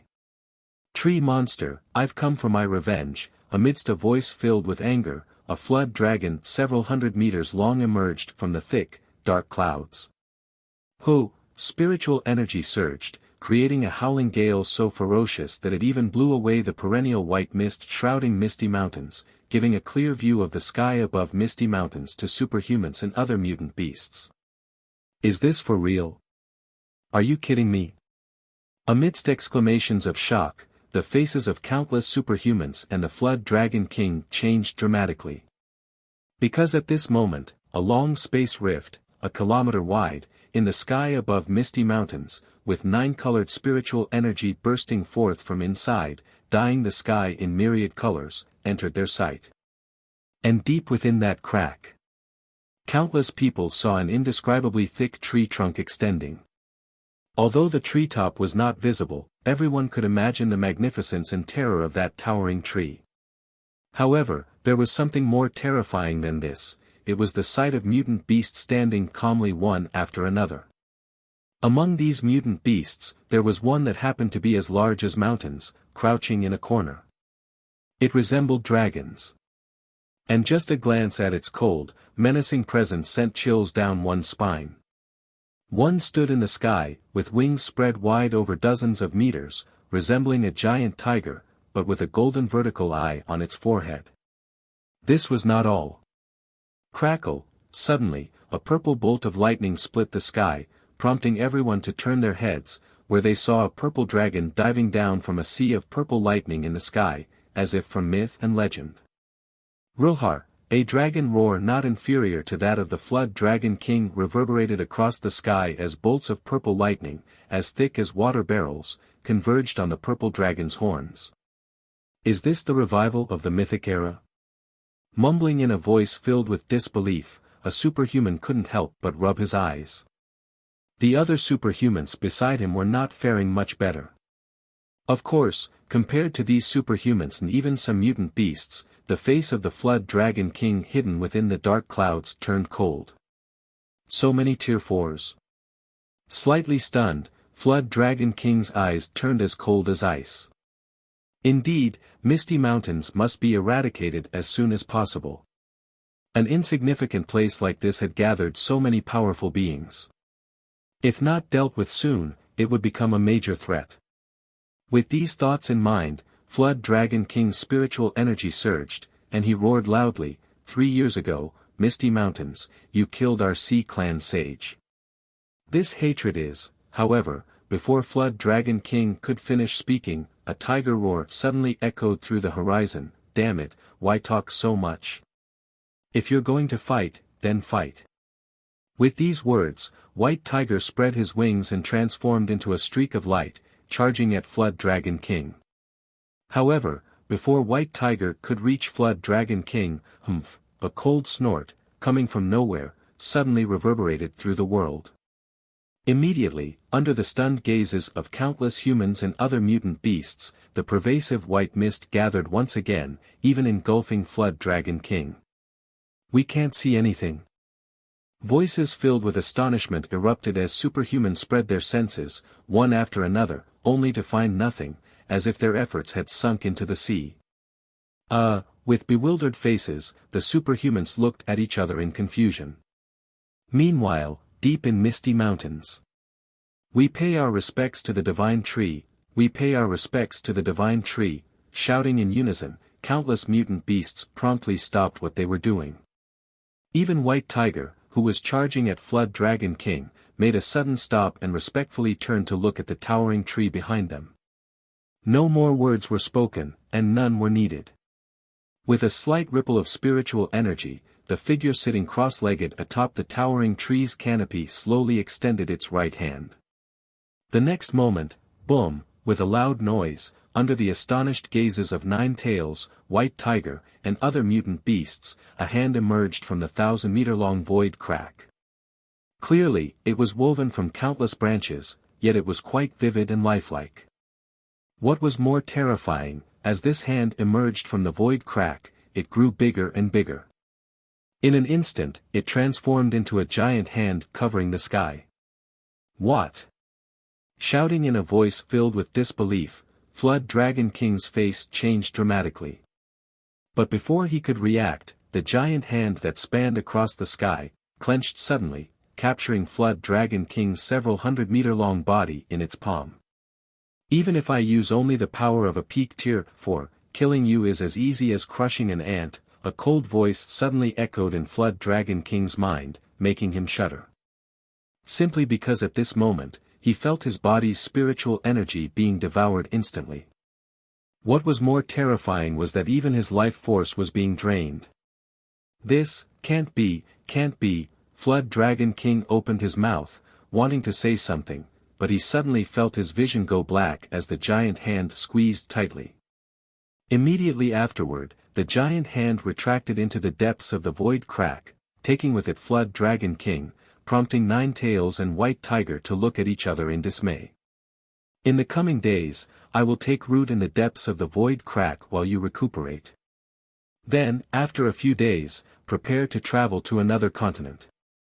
Leaving these words, Wuxia gave no further explanation or directive, and instead turned his gaze towards the depths of the void crack, where a black flood dragon was hanging on by a thread. After a moment, as if thinking of something, a playful smile appeared on Wuxia's face. He then waved his hand towards the void.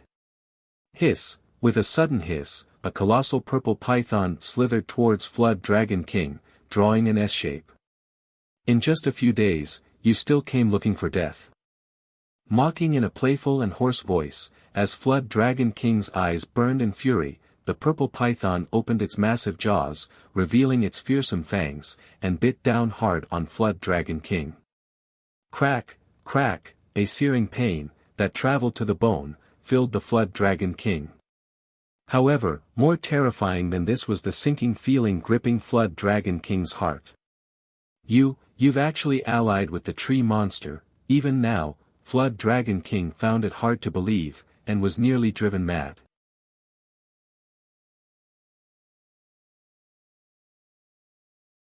A mournful dragon roar echoed as blood splattered all around within the depths of the void crack. Upon closer inspection, more than half of the body of the dragon was maimed. I will kill you, be that as it may." More than physical pain, the anguished Flood Dragon King was making his heart collapse. He was glaring straight at the purple python, with resentment almost materializing in his eyes. It was this purple python that completely ruined his future, otherwise, with his talent, how could he not have transformed into a true dragon? It could be said that if it weren't for the severe injuries he had sustained before the arrival of the third spiritual energy tide, with the great opportunity brought by the third spiritual energy tide, transforming into a true dragon would have been inevitable. At that time, with the true dragon inheritance, not to mention surpassing tier 5, even the tier 6, or even tier 7, would have been within his reach. In this case, how could he have rushed to Misty Mountains for revenge at this time with such rage? Ultimately, it was because his previous paths had been severed, and there was no hope in cultivation. All his grievances and anger were poured into revenge. However, what Flood Dragon King had never expected was that the entity he hated the most was also in Misty Mountains. Tree monster, purple python, I will definitely kill you both, I will definitely. Burning with blazing rage, the Flood Dragon King began to struggle desperately. Even his body started to burn with black flames. This was not just the burning of spiritual energy, he was also burning his soul. The wrath of the rampaging dragon, one of the few inheritances Flood Dragon King had received, erupted with far greater power at the cost of burning everything. Perhaps his heart had already been consumed by revenge, or perhaps his previous paths had been severed, leaving him in a state of despair. In his final moments, he would let his future burn. He would forfeit all inheritances, all abilities, to fight. And this was also in line with Flood Dragon King's intentions. Roar! With an increasingly shrill dragon roar, Flood Dragon King's maimed body slowly coiled up, his bloodshot eyes staring fiercely at the purple python emerging from the end of the void space. You're really putting everything on the line. Feeling the Flood Dragon King's increasingly frenzied aura, Wuxia couldn't help but squint his eyes. If he keeps burning like this, I would be the one at a loss. Wuxia promptly raised his hand with a smile on his lips. Bam! With a thunderous clap, visible to the naked eye, endless colorful spiritual energy gathered into a giant palm and slammed fiercely on Flood Dragon King's head. Roar! Amidst a painful wail, Flood Dragon King's body staggered like a small snake being slapped away. At the same time, Flood Dragon King's surging aura suddenly stopped. How is this possible? How could you possibly break my wrath of the rampaging dragon? Flood Dragon King's bloodshot eyes widened in disbelief. However, before he could say more, a purple light flashed by with a swoosh. Immediately after, Flood Dragon King felt his body tighten. Looking up, he found the purple python coiled around his entire body. Nothing is impossible. Suddenly, two voices sounded in unison, leaving Flood Dragon King stunned. Upon closer listen, it was the voices of two individuals. One was the majestic voice of Divine Tree, and the other was the hoarse voice of the purple python.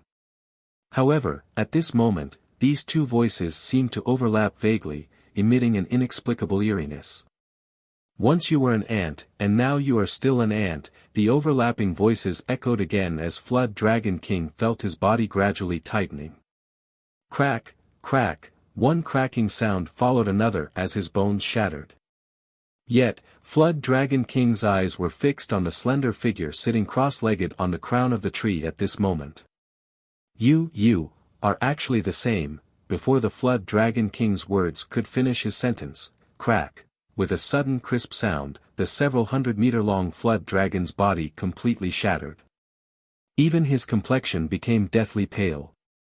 Ding, you killed a tier 4 Flood Dragon, evolution points plus 20 million. Listening to the notification sound in his ear, Wuxia was also satisfied. Amazing. The fact that the Flood Dragon King could provide so many evolution points came as quite a pleasant surprise for him. Of course, that was not the most important thing.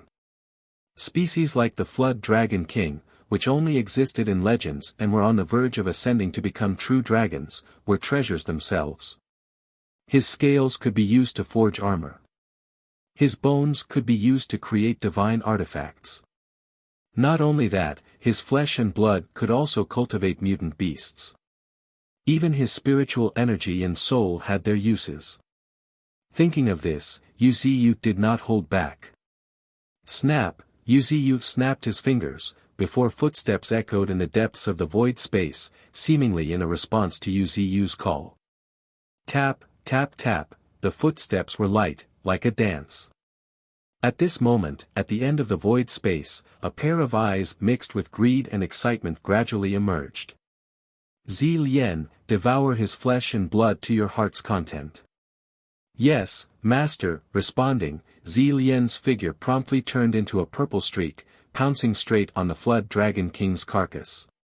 Crunch, crunch, Zilien buried his entire head into Flood Dragon King's body as sounds of chewing and swallowing echoed with each bite. From time to time, he would lift his head, revealing his cheeks stained red with blood. At the same time, his aura became increasingly eerie and terrifying. Unlike other mutant beasts, Zilien seemed to be not a race from the previous era. He had no inheritance to speak of. During the third spiritual energy tide, apart from absorbing some colorful spiritual energy, he gained nothing else. However, this also confirmed one thing for Yuziyu, and that was that the Void Clan was not a race from the previous era but a unique race of this era. In light of this, it was also understandable why Zilien had not awakened any inheritance. If that's the case, it's possible that the Void Clan will have to confront with the myriad races. After all, it seems like the entire world is being planned to belong to the Void Clan. Smiling, Yuziyu also discovered something interesting. No wonder the Void Clan is so eerie and powerful, and even somewhat terrifying. It seems that the consciousness of the cosmic source favored the Void Clan and also sought deep revenge against the myriad races that survived the previous era. It nurtured such a terrifying race, just to retaliate against the myriad races.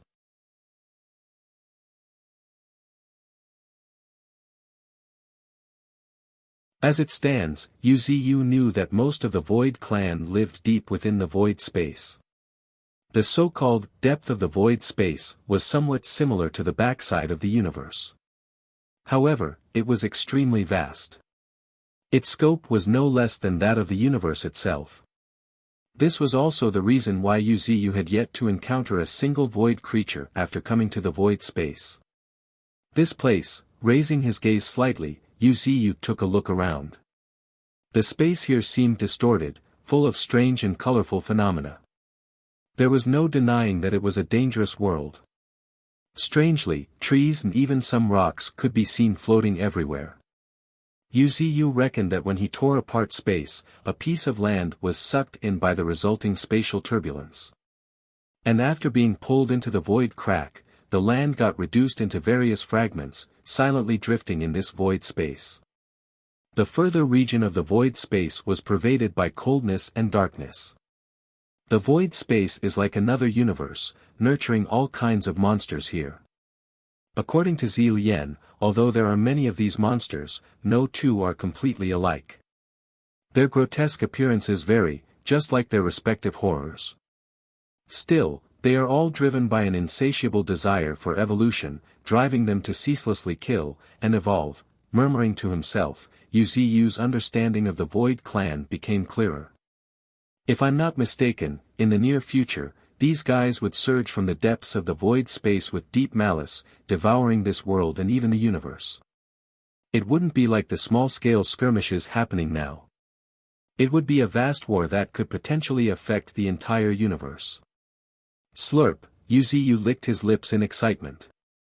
He was actually looking forward to it. It was an indescribable eagerness. After all, only with war could he wantonly unleash slaughter. Only with war could he crazily harvest evolution points. If a vast war truly swept across the entire universe, then his growth would greatly accelerate, even raising his other innate talents. Suppressing the excitement in his heart, Yuziyu felt it necessary to try to contact the Void Clan. If I can subdue more void creatures like Zilien, and then send them to attack other planets with life, I believe that would be really interesting. He didn't know about others, but in Yuziyu's speculation, a fully grown Void Clan should have the capital to wage war against the myriad races. After all, they might be the chosen race of this era. Mischievously grinning, a smile appeared on the slender figure sitting on the canopy, a playful look blanketing his face. He never shied away from war. As for the life or death of the myriad races, it had nothing to do with him. After all, he was the divine tree, full of treasures. His very existence was like a delicious cake in the eyes of the myriad races. The only ones he could trust were the many mutant beasts he had personally nurtured. As for others, not to mention other races, even half of the clans in Misty Mountains couldn't compare to him. Thinking about it this way, teaming up with the Void Clan was actually a good idea. As the popular adage goes, the enemy of the enemy is my friend. Of course, the premise of all this was that the Void clan would not turn against him. Considering this, Wuxia took a deep look into the depths of the void, his eyes flickering with a hint of anticipation. After finishing up here, I'll truly take a trip to the depths of the void space. With a smile in his heart, Wuxia reached out towards the nearby flood dragon carcass.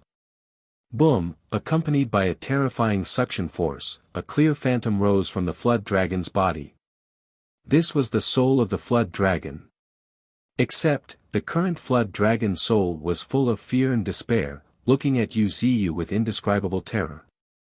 Your soul quality is quite high, faintly praising Wuxia smacked with his palm, sending the entire flood dragon soul through the void crack. Meanwhile, in North Canyon at the heart of the Misty Mountains, a girl happened to be sitting cross-legged quietly. Suddenly, as if sensing something, the young girl jolted awake before slowly opening her eyes. After a moment, what came into view was an illusory flood dragon soul stretching hundreds of meters. This is the soul of a Tier 4 Dragon King. Although it's a little burnt, its quality is quite high. It should still be quite a treasure for you. Listening to Wuxia's reminder, Ling Er's face lit up with joy. Immediately, she gratefully said, "Thank you, Master. With this soul, I believe it won't be difficult to break through to Tier 4. With some excitement in her voice, Ling Er opened her mouth. After a moment, in the midst of the flood dragon soul's terror, its entire body uncontrollably surged towards Ling Er's mouth. Unlike the myriad races, Ling Er was just a remnant soul. Even if she was enjoying nourishment from Wuxia's roots, even if her innate talent was pretty good, she wasn't as good as those brilliant talents among the myriad races. However, the biggest advantage of being a remnant soul was the ability to advance by devouring souls continuously. The higher the quality of the soul devoured, the greater the benefits obtained by Ling Er. Furthermore, there was even a certain chance to gain innate abilities from the soul. This was one of Ling Er's greatest reliance. Her greatest reliance was Wuxia, who provided her with various high-quality souls that Ling Er could not even dare to think about. In addition, Ling Er was quite diligent in her cultivation. All these factors combined put her on par with others. Now, after devouring this flood dragon soul, Ling Er should soon step into Tier 4. Good luck, silently blessing, Wuxia no longer paid attention to her, and focused his attention back to the depths of the void space. In his sight, a 9-colored storm had already begun to surge. At the center of the colorful storm, a purple figure, standing about a meter tall, was howling towards the sky. Rohar, amidst a strange dragon-like roar, the transparent wings behind Zilien spread out. Upon closer inspection, those transparent wings, resembling cicada wings, happened to have some intricate purple patterns. At the same time, purple scales resembling dragon scales slowly started growing on the key parts of the wings.